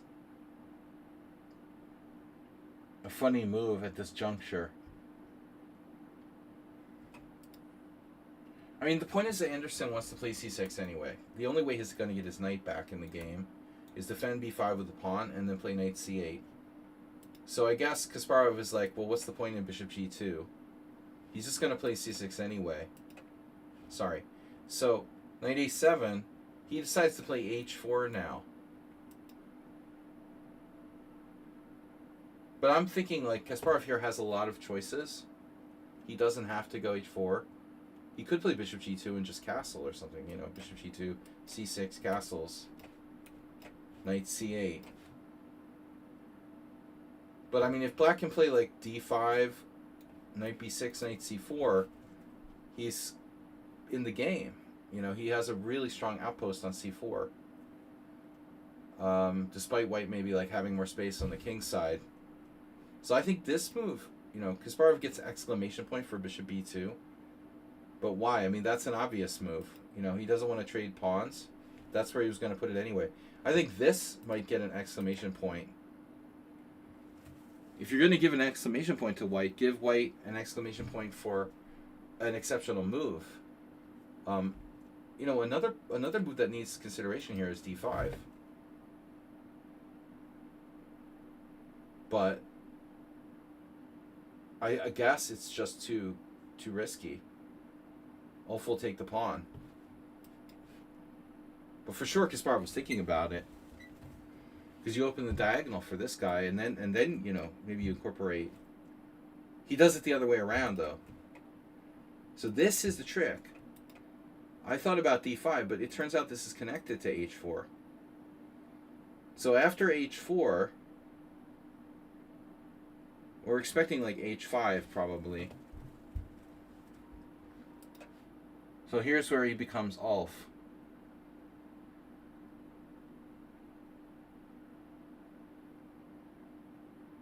Also imagine if black had time to play like d5. If you play routine here, bishop g2, d5, h4, bishop d3, and then like stick your bishop on c4. That sucks for white, you know. So this is an exceptional move, but it's connected to playing d5. Because now if you play like d5, then h5, and then Arsenal's like, can I play d5 after bishop e4? But this is not the same. Yeah, you have to react to h4. Black deserves to lose. This is a crazy way to play with black. Especially since it's such a strong player. But Gary goes really aggressive here with d5, and that prevents black from playing d5. So he takes. He has to. What else is he going to do? So this is where it gets interesting. This is a monster. Black's pieces are weirdly placed, right? But I feel like Anderson, he was young then, but still, he feels like he was intimidated or something, because he didn't play like his solid self. Bishop g2, c6, but we're going to blast him with e4 at some point. We're going to blast up in the center, and now black can't castle. And his knight's on a7. It takes 1, 2, at least 2 moves to get back. Castles, and now another shocking move.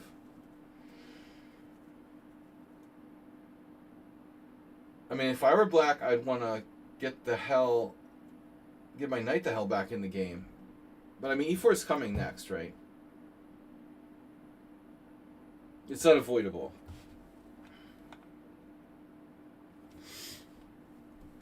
Well, this bishop isn't that great now, but I mean, after e4, it'll be a little better. But I think that the king is in the center of the board. Does that seem like a solid player to you?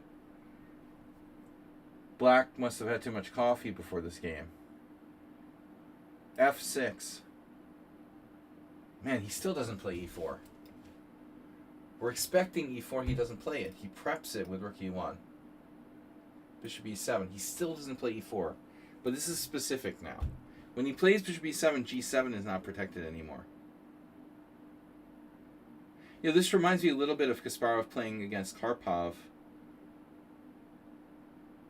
When they played the Polugievsky variation, the Polugievsky gambit and the Queen's Indian, where Gary does like Queen g4. But Ulf at this point, I wonder if he ever considered castling queenside. You know, you kind of figure like, well, you might as well castle queenside here. Can we castle queenside? It looks terrible, but just whatever, you know. You can't even take. No, he could take, right? He could take, but then bishop takes. And then bishop takes, and then rook takes. This doesn't look safe for black. Obviously. So, I mean, there's no safe place for the black king. It looks bad. I mean, bishop b7. Gary now has this, and then that. So it looks like it's lost. Black's lost. Yeah, I mean, this is going to be a massacre, man. King f7, h5, and then bam. It's just a matter of time. I mean, this is just so over, you know. But Ulf was not Ulf in this game.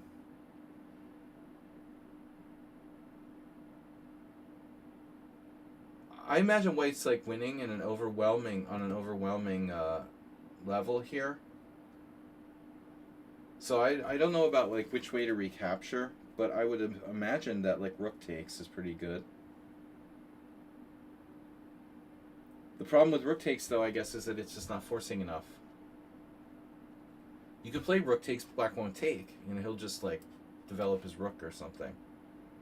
So bishop takes eliminates the defender on h7. And that's necessary. Bishop takes. And now you can take however you want to take. Knight c8, it's a little too late. After queen g6 check, black won't have a rook on h8. Here, remember that Kasparov was a student of Botvinnik. So like Botvinnik taught us, we get all the pieces developed before we, you know, initiate the final attack. Rook a7. And now, boom. Beautiful move. Very aesthetic. I was expecting bishop takes. Bishop takes.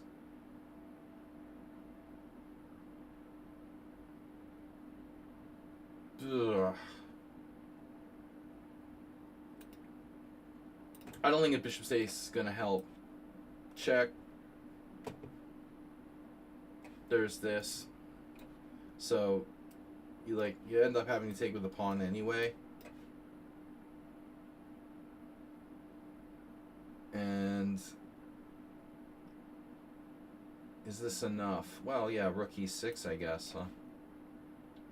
Kind of a problem. Just a minor issue with rook e6. All right. So, yeah, it's over. Can he kill him with that here? Black's basically paralyzed, right? But the bishop defends the queen, you know. This is kind of funny, though. What are you going to do?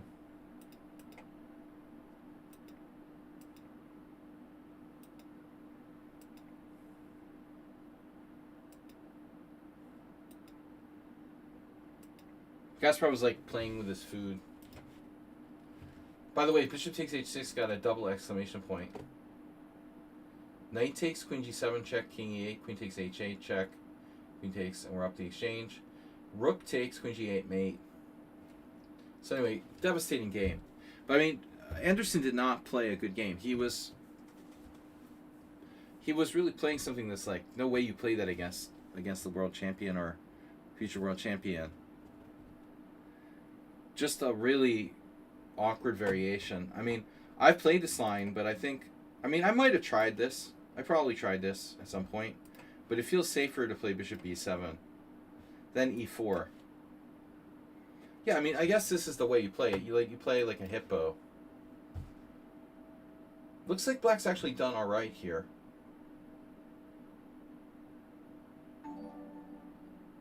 That's got to be the only way to play it. You go back to b7 and you play a hippo. What else can white do? That's it. No, this is a much more reliable way of going about it. g6, bishop d3. I had this for sure with black. It looks pretty solid, actually. That's a way better way. The way Anderson played was weird. I mean, bishop g6. That's like not something you do voluntarily. Though, I mean, I don't think there was any like experience with that position really at the time. There might be some older games though. You know, we can't trust the Lichess Opening Explorer. You need to get it in a real database and make sure. There could have been a few older games. I would be surprised if there wasn't at least a couple games, you know, in the 70s or something where Petrosian had played this himself. You know, I don't think like 94 was never played before. Alright, so this is Camel Culture's game. The Culture. David Navarra. Fan of Kramnik. He's a big fan of... No, Kramnik is an asshole. Okay. David Navarra seems like a good guy. Navarra versus Yakubiev. This is one of the... was f4 before knight f3? The 5 pawns attack. Possible. Just remember, we've swapped a set of pieces on the board, you know, so black space advantage, disadvantage isn't so serious. It seems like a lot of pawn moves, Jesse, bro. So I haven't seen the Prague, no. Prague Masters. D4, knight f6, c4, e6. Oh god, another Queen's Indian. Anti-Queen's Indian move though, g3. Preventing the Queen's Indian. Yeah, the Catalan though is really popular. I'm like afraid to play the white side of the Catalan anymore. I had a chance to play it last game in the Hungarian Team Championship, and I was like, I'm not going to do that because like everybody studies the Catalan. There's like 8 million courses about it. It's extremely trendy. But that's just me, you know. David Navarra is David Navarra. G3. So he doesn't mind the Catalan. D5. Now, interesting thing here is that like you play knight f3, it's a direct transition to normal Catalan. But with bishop g2, there's a tiny finesse, right? I don't know if there's any real significant difference here between having your knight on f3 and having your bishop on g2. I can't imagine it really makes a big difference, but it might. It might be somehow very slightly different. Black plays bishop e7. Of course, there's bishop b4 check. This is like the old school Catalan declined. Knight f3 or closed Catalan castles. So black doesn't take the pawn. And now, you know, normally we take the pawn. This is that's a mainline open Catalan. But I will say this, if you want to win with black, and that's a hard thing to do with black against the Catalan, but theoretically, as weird as it seems, and hard as it is to play, I used to play the black side of the Catalan, the closed Catalan. If I'm playing like a weaker player and I had to win, I would rather go with the closed Catalan, because at least you keep the pieces on the board, like Magnus style. You know, you suffer and it's painful, but it seems like the open Catalan leads to a lot of simplification, long variations where everything gets swapped. I mean, black has like 0 winning chances. So there was that one line where they do like pawn takes pawn, queen c2, b6. There's also this like b5 gambit. But, like all of this has been analyzed now. As I said, the Catalan's been analyzed to death. I would think like black has 0 winning chances in the open Catalan. Whereas at least if you do like c6, he get a closed position where it'll be very complicated, and maybe somewhere along the way, like maybe white makes a mistake. You know, as strange as it seems, even though it's not the best move, it's probably a better way for playing for a win. But I don't know. I prefer c6. They can transpose, but Yakubeyev plays knight on bd7. Now, white can play all types of stuff. Knight c3 is possible. I don't know what the deal is with that. Queen c2. This is a very standard variation. And now normally black plays c6, transposing. So this is apparently something new. Looks like. Ish. I've never seen this line before. So this is why he's playing knight on bd7, not c6. Because c6 is standard. Knight on bd7, oftentimes black will just, transpose.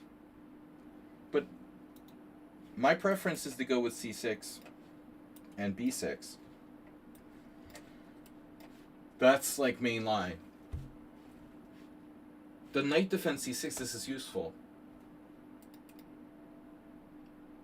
But this is some kind of idea. So it looks like knight on bd7, queen c2, and now a5. I've never faced this.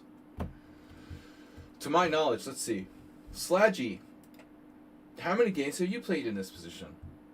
Let's see, boys and girls. 12. Slaggy has played 12 games. 9 of Slaggy's opponents played c6. 1 played b6, and 2 played c5. But 0 played a5. So Slaggy has not faced a5 yet. So now I know.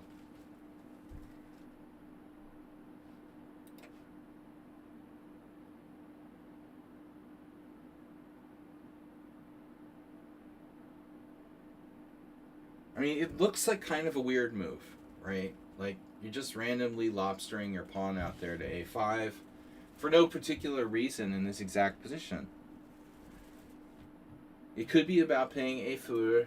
Okay, you discourage white from playing b3 because you can lever on with a4. What else? I mean, what's so special about a5?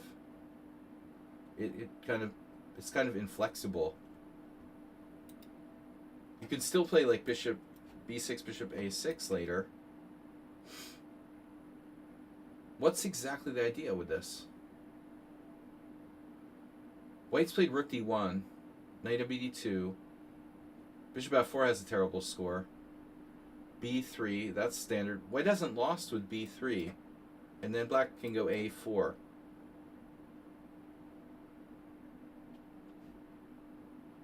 There's even a game from 2026, Gauche, against Inspector Lagrange. Bishop a3. Solid. This is very solid for white. Black doesn't have to play a4 though. b6 has been played. Gukesh and this French guy both play b6. Yeah, so maybe a4 is kind of spastic. It's possible it transposes back into a b6, c6 type scenario. It's interesting. Okay, so, but here,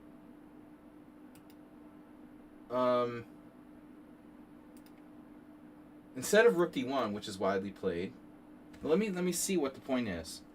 D takes c4. This move has some fans. What's the idea? Queen takes c4, b5. So it's basically this trick, it looks like.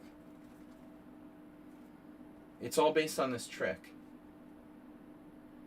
Black's playing for tricks. b5. Queen c2. I'm not interested in your stupid pawn. Bishop b7. But you still have a backward pawn on c7. So it doesn't seem that great for black. And now, white lost 2 games after knight c3, but yeah, I mean b4. I'm not sure this is a good idea.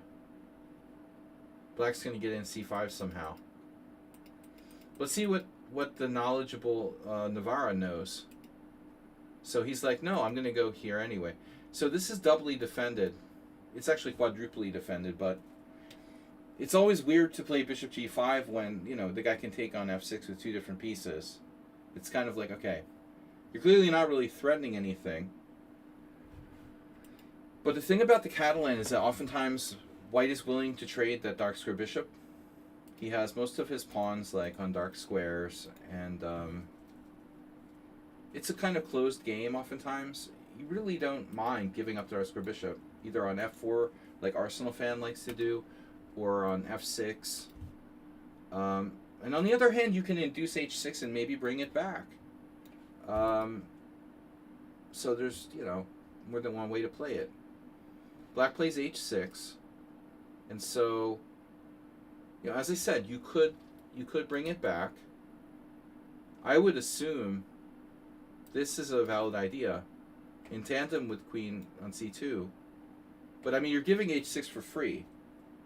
I'm not sure like this hurts black. h6 is a kind of useful move because normally you're stopping knight g5 and mating tricks on h7. But just hypothetically, you could play bishop f4. Black might play like knight h5. But I want to see if his trick still works. You know, like the take thing. But the thing is, like, we're on c7 here. So I would think like this would be like a better version where we have an attack on c7. So here knight d5. This has never been played. And you can allow knight takes f4, for example. This has never been played. So, I don't know. Navarra just played something random almost. You know, bishop g5, h6, and he takes. There's one game here from 2024. Black takes with a knight. Theoretically, if you take with a bishop, you know, you would give up control of e4. So he takes with a knight. So white doesn't have e4. And now there's a game where white played rook c1. An aesthetic move that I've done before, but I mean, does white really have anything here? So David Navarra just does, let's see, knight c3. So this is an interesting move. He's allowing black to take this pawn on c4, and how is he planning on getting it back? Well, maybe the obvious answer would be you just like go queen a4.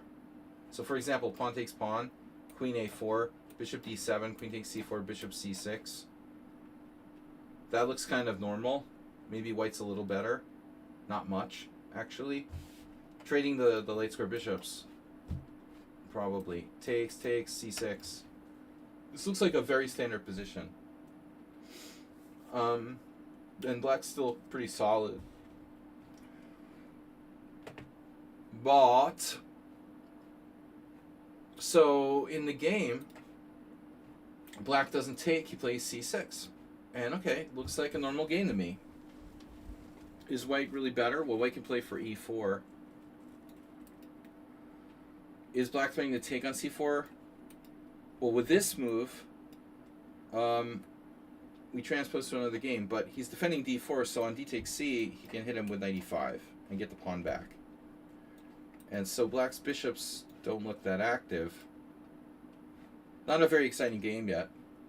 b6, standard Catalan move, but weakening the c6 square.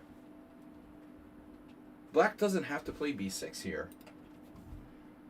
But I guess the question arises, like, what else is he going to do? Sivuk. I don't know, I think that's a Ukrainian player, but I'm not sure. Could be Russian, I'm not sure.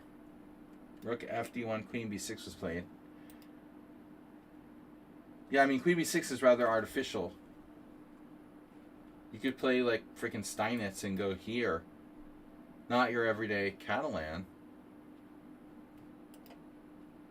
If black could play b5, maybe. Alright, so b6, standard looking move, and now e4. This is obviously an alternative. black is probably just going to play bishop e7.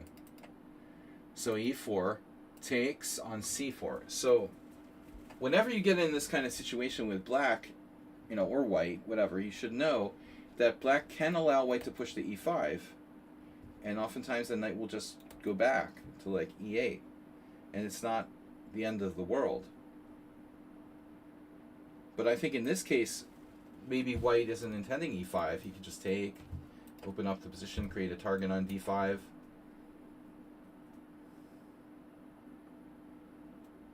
So the first thought I would have would be to like take toward the center.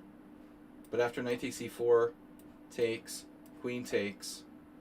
Of course, black doesn't have to take second time. You can also play something like that. You have to watch out for c5, because I've done this to people, and it's not good. That's a major like strategic threat. It can be played as a pawn sack. So black takes on c4 though. I'm a little surprised to see this.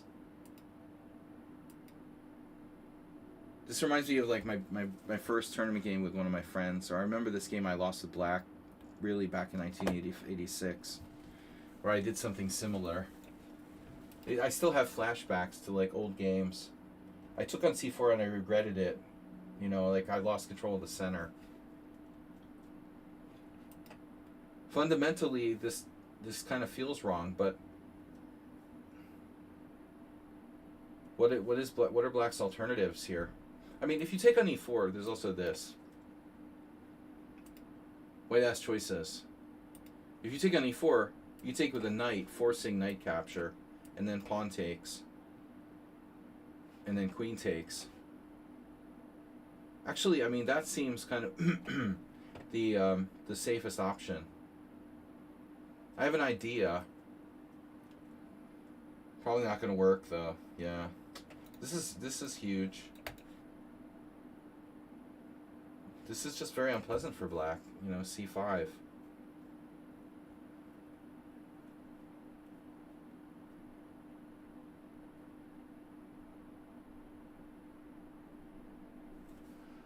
I mean, I just don't know about this for black. Looks like it's slightly better for white. Okay, it's not necessary that white has to play c5 immediately. The engine prefers not to play it right away. White is slightly better. But I mean, that seems like the safest way to play with black. This doesn't seem safe at all. So now knight e5, bishop e7, knight takes e4. But I'm just kind of thinking, okay, what is black's plan? He's 2691. Navarra has dropped points. He's 26-28. He was depressed about Kramnik. He's getting older. What is he? How old is he now? Like late 30s? Is he the same age as Magnus? Is he like mid-30s? He's dropped points. I mean, he's down to 26-28. But he was formerly like the same rating as this guy. I don't think that black is necessarily the favorite because he has a higher rating and he's younger. Navarra's underrated. But I'm wondering what the hell black is doing here, because it looks like white is just better.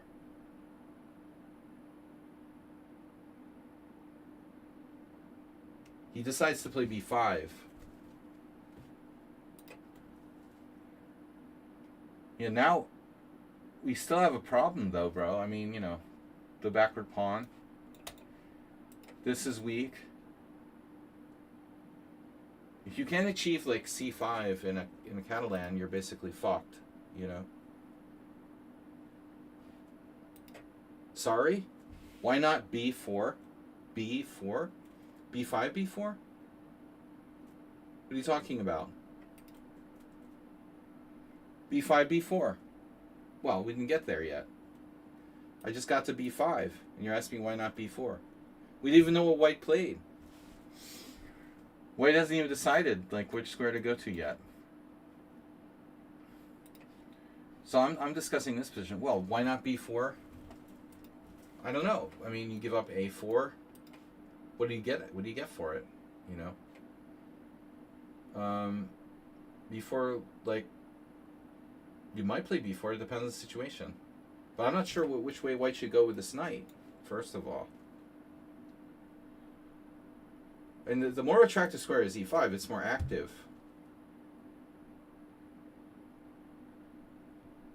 Black could challenge it, you know. We can also, like, support it with f4.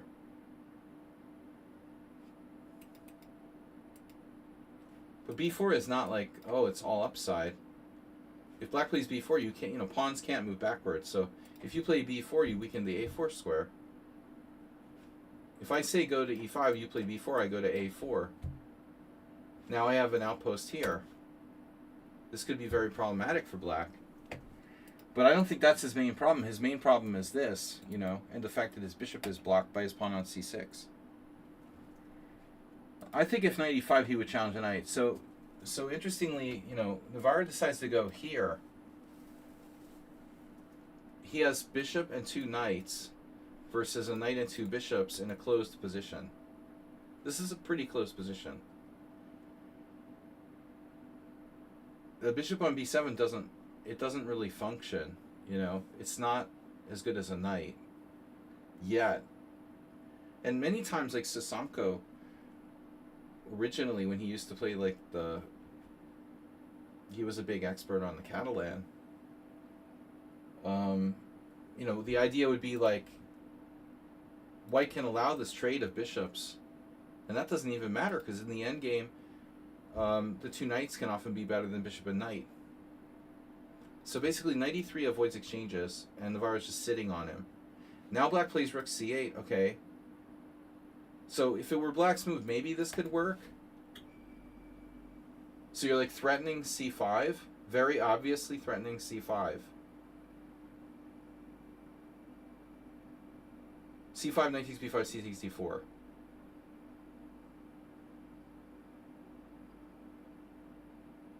First question. So what would happen if e5? Would black go here or here?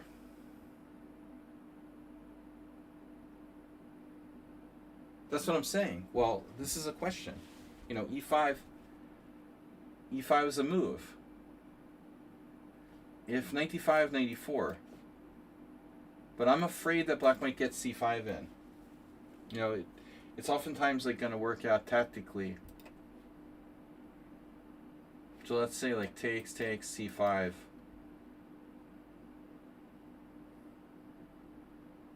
We might end up in a situation where he gets this in. You know, he gets it in with a temporary sack, so he can mess up your structure. And what does white do now? Knight f6 check. Shit. You know, that might work. But even that's not clear. It's like equal.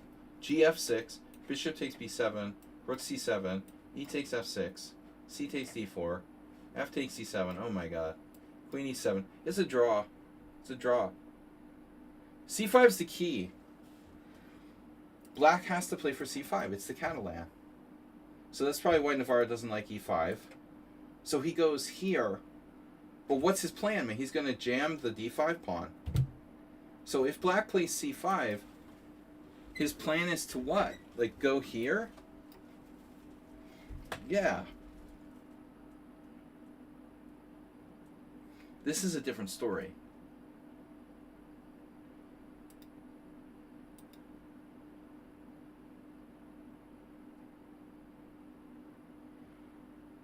So black's like ready to play. He's ready to play c5. He can play c5, but the d5 is very strong. I don't know what rook c1 really matters, though. I mean, does he really need this, rook c1?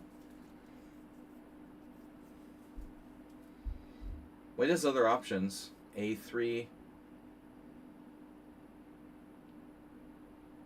But I guess the problem with Navarro's position is, like, what if black doesn't do anything?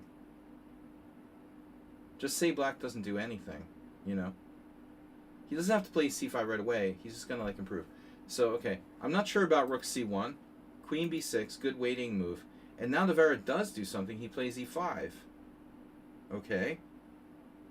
Knight d5. Black can also play knight d7. Knight d5. Taking is nothing. So here, and now I'm concerned about this. So Navarra's move actually does matter, because in this variation now we've quadrupled up on c5. The rook on c1 really does matter. That's the one extra element there. So like take, you know, maybe you really can't do this now, because I'm just gonna like stuff you. Whatever happens, you know. I mean, maybe this is like a draw or something, but I think like Black's never gonna win. Well, I mean, maybe it's not a draw actually. You know, because I get d6 in and you're dead. So he can't execute c5. So he needs to like sit patiently and do nothing. Well, rook fd8 I would expect, but now white's threatening knight c5. So it's a good example the camel culture is showing us of, you know, just a game where black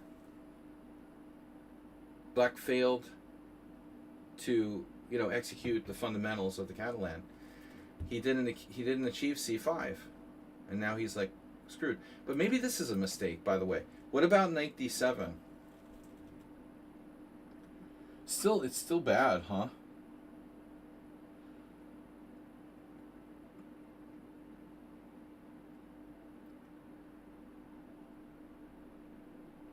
Because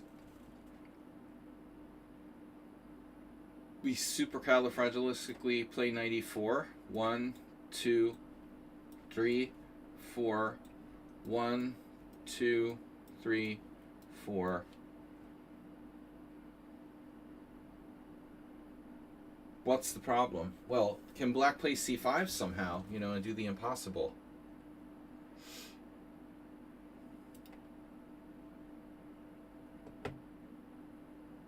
I mean, black could just sit there, and then we, like, pile up.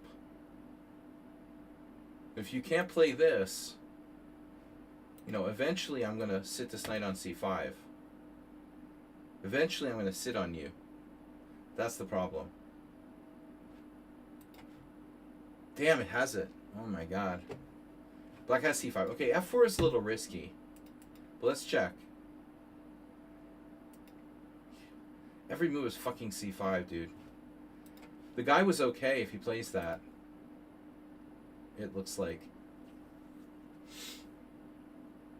No, f5 is desperate. Desperate. You don't want to know what happens after f5. That's desperate. So this is a huge position. It turns out if black plays knight d7, he's okay. This is actually a mistake. Unless he could play it, maybe he could still play c5. How's he going to get in c5? It's a concrete pawn sack. Can we play it somehow? Damn it, he has it. Fuck. The computer, it says he has it. How does this work? How does it work? How does it work? Stop with f5. Knight takes c5. How does this work? White has some weaknesses, but I mean, how's black going to play this without taking on c5? Bishop g2. Oh my god. This is computer. Rook c7. Fuck.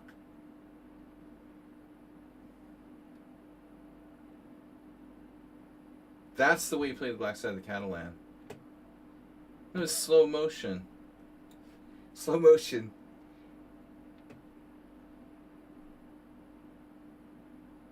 Nerves of Steel variation. But it would have been a draw, probably. You know? I mean, it's not like black can be better. So even knight d5 is okay. But you gotta remember to play c5. Always play c5. Dude grabs a pawn on a2. So he got materialistic.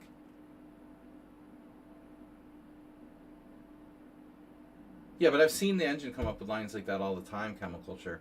It's a very typical kind of engine variation. Just that slow, quiet move, you know, that the human wouldn't take the time to consider. That's all you need to do. But what happened was he got bogged down going for this pawn. Although this may be like kind of desperation. I'm not sure if it's desperation because he couldn't play c5 or just because he was, trying to win and he was taking risks. But look at the king side now. We get this. f4, f5 type of stuff on the king side. Queen h5. Rook a1. Knight b4. Oh, he played knight f6 right away. Okay. Well, there's a big build-up over here. Tartar. Build-up of Tartar. Knight f6 check right away. There's a forky fork. If only black had played rook fd8 first, he wouldn't have to worry about the forky fork. And he could just play king h8 and he'd be like, haha, there's nothing you can do. But he can't ignore it. Oh no. Oh no. There goes the king side. Nice game. So can he defend this? Pawn takes is very dangerous, so okay. Pawn takes, no. Bishop takes, pawn takes, okay. Now can black defend this? So he's over here. The people under the stairs. There's this sort of thing. It's an almost the people under the stairs. Black maybe still within, millimeter of defending this. Queen isn't helping. Queen d8, he plays queen d8.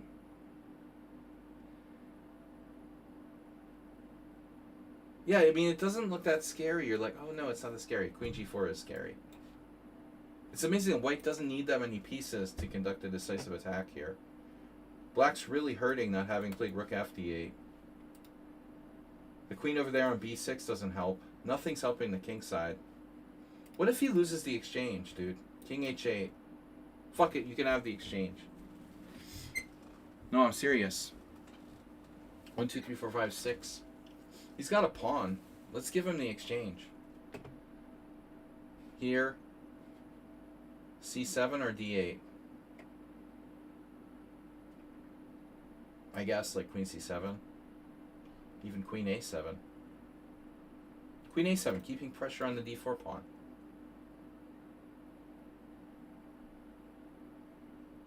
Shrey is like bishop e4, queen h5 earlier. Well, I don't know about that, but just I want to answer this question. Like, how's black's chances here? So what? We lost an exchange. We have a pawn for it. Some pressure on the d4. I mean, maybe this is a better practical try than getting checkmated. +1.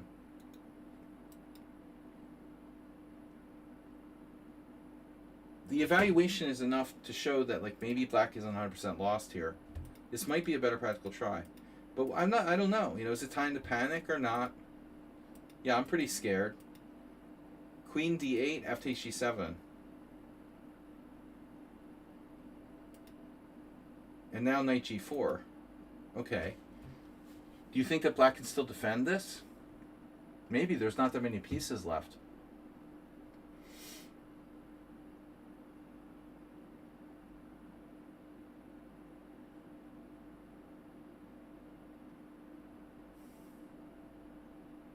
White doesn't have the many pieces to attack with, but one funny thing about Navarro's position, either way, it doesn't matter if his rook's on c1 or a1, because both ways there's like a rook lift up here.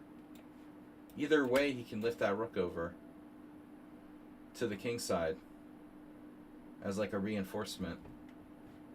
Black's 2691. Rook a8.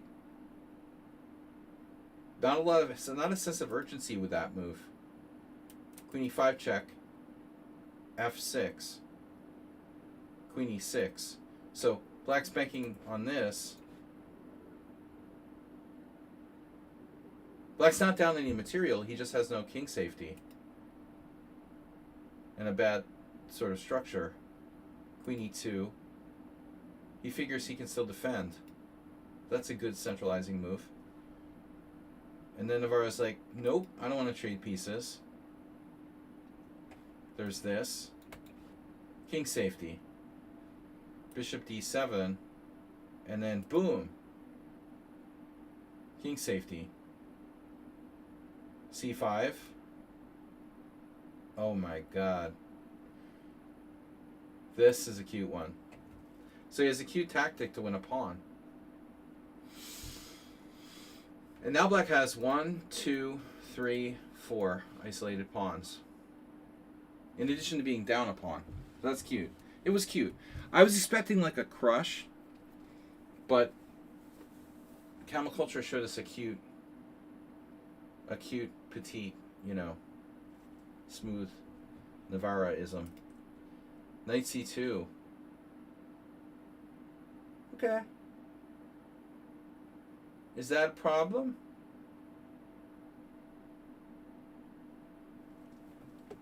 We have queen b7. Oh no. Even worse. Wow. There's more to it.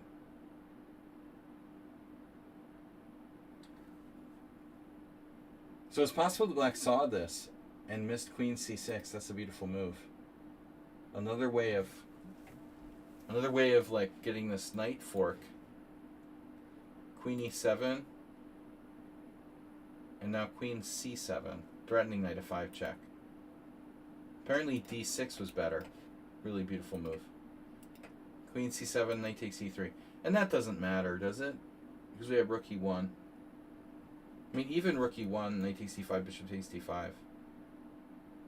No, rook e1, knight takes d5, rook e7 check. So isn't this like winning? You have... Probably like this is enough, but... d6... Rook e1, anyway. Yeah, it was a smooth win by Navarra. With real nice little tactical finesses. He outclassed this guy pretty badly. He made him look like an overrated noob. But now another brutal move. Queen takes f7 check. That's not necessary. Queen c8 is best.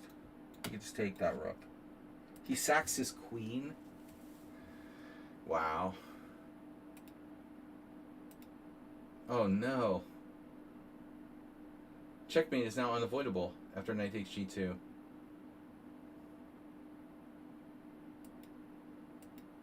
Oh my god.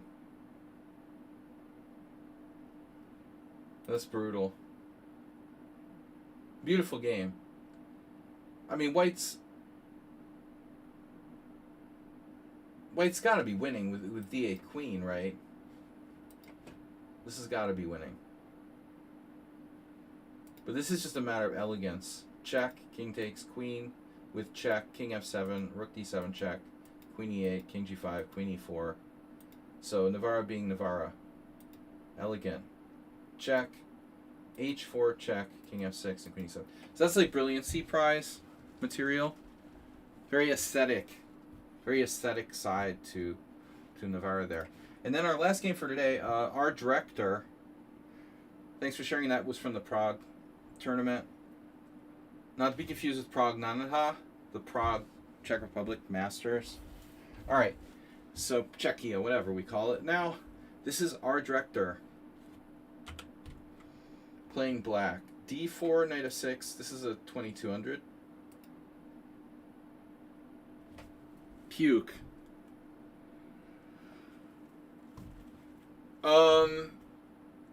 Yeah. Well, the thing about the Verisov is that there's only one good move for black. And that's d5. And it's simple, you know, so just play it. So, your opponent here played e4. So this thing is not really it's not really the Black Mardemer. It's worse than the Black Mardemer. Because black can take with a knight. And I've had a bunch of games that are like takes, and people try to do a Black Mardemer with like f3, and I'll just go e5. And it's like very good for black. You don't have to cooperate and play a Black Mardemer. It looks like this. This is kind of like the standard continuation. The Walter Trump The guy's a correspondence player who plays the Black Redeemer too. The Trump variation. But, you know, if you look at my personal score here, I also had a game against Arsenal fan, 2017. Arsenal, do you remember this? I played Arsenal fan in 2017. Oddly enough, I've had a whole bunch of games that are not recorded here. I've played Knight Takes E4 too. But actually I like playing against the Black Redeemer. So a lot of times I'll take with the pawn, even though objectively the other move is good too. Okay, so anyway. So F3 we transpose. And now, you know, the other day I had someone play this against me. I forget what this is called. Okay, Rider Gambit. And you can take the pawn on D4. But I have my own variation here that I play. And I think it's okay. What I like to do is just go right for their D4 pawn with my knight. I just go here. And I've had a bunch of games, you know, black does fine with knight c6. I mean, you can do this, but you have to study it and kind of memorize some lines. So you can play anything, g6 also. But anyways, knight f3 is normal. Now the best line for black is g6. And you did play it. Bishop g4 is also playable, it's not quite as good. I had this one book where someone recommended e6. This is not the easiest way to play for black. And transposing the Caro-Kann is not a great option, although playable. The best way for black to play concretely is g6. And oftentimes you'll do bishop g4 in addition. Well, let's see what happened. So g6, bishop c4, bishop g7. And now white mixes apples and oranges with bishop g5. I mean, do you want to castle queenside or kingside, man? Make up your mind. You know, if you want to castle kingside, then play bishop c4 castles. If you want to castle queenside, then play bishop g5. But it doesn't make sense to play both.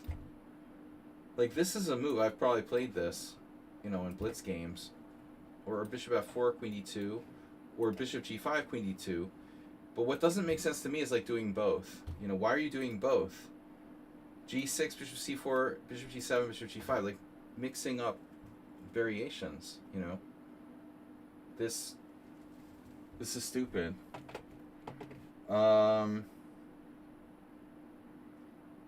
Castles. Yeah, and so yeah, we can just play bishop g4 next. So your opponent plays h3, but that's an incredibly slow move in a position where he's already played apples and oranges. So here's the real question. He's wasted a lot of time. Knight e5 is kind of annoying, but I think that here we need to come up with really what is the best move for black. Is it knight c6, blocking your own pawn but putting pressure on his center? Because that's kind of a cool idea. I mean, I've used this idea like knight c6, knight a5. That's another threat, a really important idea. If we play knight a5, we can bump this bishop and then play like bishop e6 or even c5. I think you also can play a6. You know, it's a little bit like the black side of a Grunfeld, Russian variations, where there's like 6 different variations. Probably anything is playable, but I would think that the acid test would be like c5, a6, knight c6. Those are like the best moves. White should probably make sure that his bishop doesn't get driven off the a2 f7 diagonal here. Even though knight c6 seems counterintuitive because we're blocking our c pawn, the idea of knight a5 kind of makes it work. But, you know, I would bet $1 million that c5 is a good move. And you know what this reminds me of, guys? It reminds me of the Schmid-Benoni. So, what do you think is the chances that, like, this might work? Some sort of b5. There's also like weakness here on g3, but I don't know. I mean, you could simply play like c5, a6, a4, and he's not likely to castle queenside there. But I was wondering if this could possibly work. 0. 0 is bad because it means that white is okay. You know, we want more than 0. It's not quite enough. I mean, c5 is good, and I'm not afraid of him taking. d5 is my only concern, but now the question is what to do here. We need to act kind of quickly. So, I mean, a6, okay, fine, but after a4, what do we do? If we don't have b5, you can play b5 as a pawn sack, like a Benko, and you're fine. It's really like an Albin in reverse, if you think about it. That's what this opening really is. A reversed Albin. Anyways. So after h3, what's the best move? So all of my suggestions are there, but not c5 yet. Queen d6 is an interesting move. Hitting g3, it looks kind of artificial.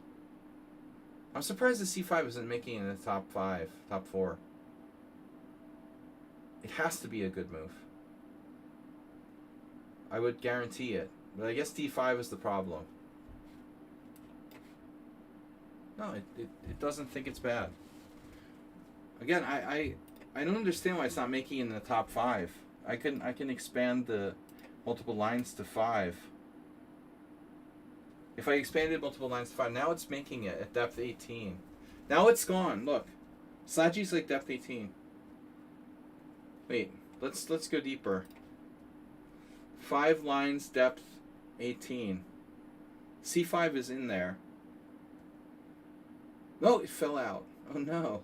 A6 is the best move. A6, A4, knight C6. C5 is like 6th best move. Unbelievable. Anyway. Alright, you did knight on BD7. I don't love this move. It's a little bit passive. It's okay. It's okay. I mean, the follow-up should probably be C5 as soon as possible. What you did is a bit passive, you know. If you play passively, you're going to drift a little bit here. White's going to have compensation, you know, and practical chances. I think the way you play this with knight bd7 and c6, it's okay for a computer, but it's a bit too passive in my opinion. Bishop h6 and now b5. Okay. Now what? Bishop b3. White realistically needs to consider this as well. Well, I guess b3 is better. a5. Okay. Bishop g7, king g7, and you know. He's a tempo short of any kind of kingside attack.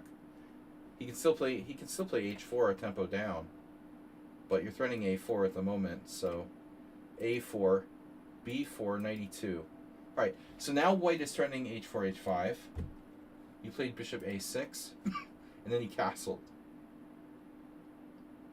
Problem with castling is that he's putting his rook on the f1 a6 diagonal. So that seems kind of weird. This is like, you're supposed to attack with white here. I mean, I would think like h4 or castles queenside. I mean, clearly black has counterplay. You're doing fine. There's this knight e4 too. It's a bad opening for white. But if it's played perfectly, it's not that bad. Now you forked him. Yeah, that looks pretty good.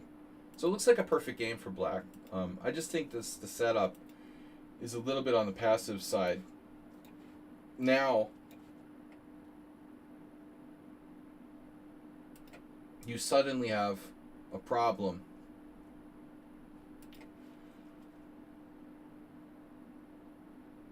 Because of this knight fork. Oh my god. So after bishop takes f7,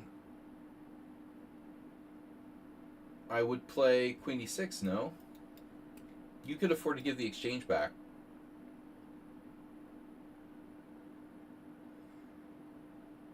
queen d6. Material is up the exchange for black. Actually, this is not giving the exchange back because he has 96 check. You're just taking his bishop. And you're going to walk out here. If he tries anything fancy, you're going to be up a piece. So, rook takes f7. Losing your queen, not a good idea. And now white is better. So right there, I mean, bishop takes f7, queen d6 is still fine. He has bishop a2. And, okay, so worst case scenario, you give back the exchange. And you're still okay. But, yeah, you were just not... It's a fast game, I assume. So losing your queen, yeah, you end up like Arsenal fans' opponent in the earlier game today. Technically, you almost have enough material for the queen, but without the pawn structure, with no coordination, you're lost. So knight f6 was losing. Knight f6 is losing, right? Well, knight f6 loses the exchange. I don't know what else we have, though. What's the best move for black? I mean, no. I mean, knight f6 might be the only move, actually. We don't have a good move, right? Well, maybe that's our best move. Can we try anything else, like e5? No. No, I don't. It's not knight f6 that's the problem. It's like the previous play, rook c8. If you play h6, I mean, you're probably still winning. You didn't defend against this threat. This is the serious threat. So, okay, rook c8 here.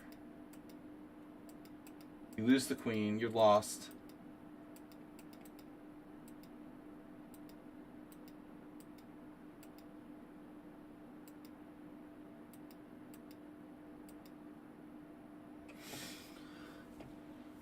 Game is over. Even if it's not over, it should be over.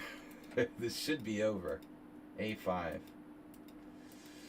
He gave you a pawn with g4 because you're threatening knight g3, rook f1 mates.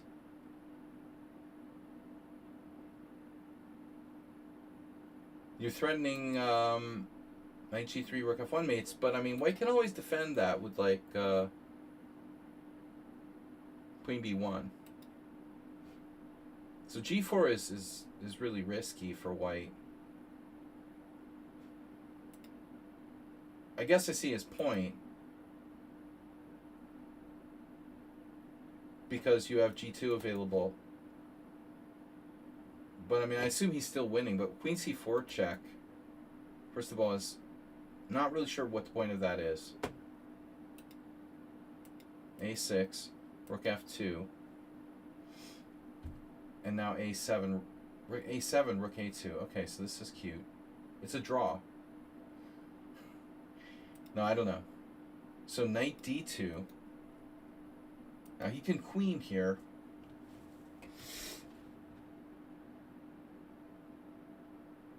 You got mate in 2 with knight f3.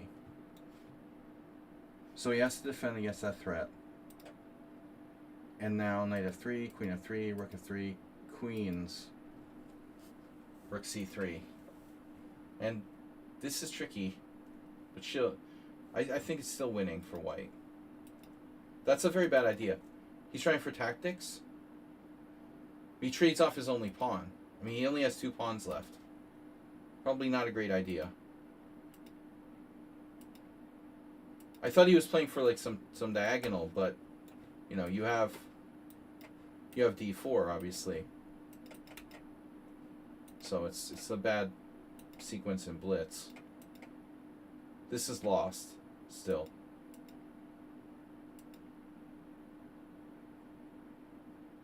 You can't create a fortress here.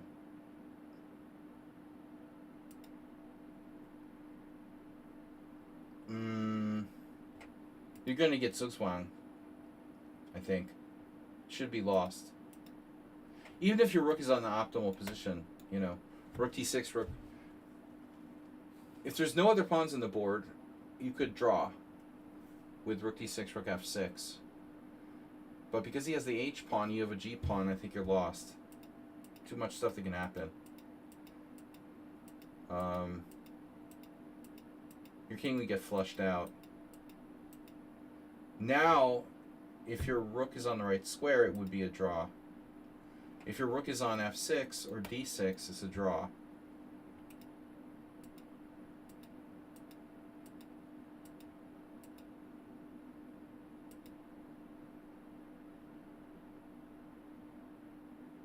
And if he can, you only can win if he can prevent you from putting your rook on one of these squares. But apparently he's still winning here because of queen b8 check. You didn't really reach a drawn position yet. But maybe you did on the previous move. Yeah. So you made a mistake now. You need to get your rook on d6 or f6, and then rotate it back and forth between those two protected squares. So you have apparently only two moves to draw. But the one move that looks logical is this. Because you take away f5, it's a dark square. Well, that doesn't really matter. But ultimately the plan is to put the rook on f6. And then it's a draw. But you lost some time after queen b8 check. He's technically winning, but I mean, you know, most people aren't going to be able to win this with white. The computer would beat you. Very hard to win. Anyway, good game. I'll see y'all later. Thursday's off. Today was Thursday. We'll be back on Friday with some Blitz challenges. And then some simul after a long trip back home from Nirakaza on Sunday evening. Thanks, everyone.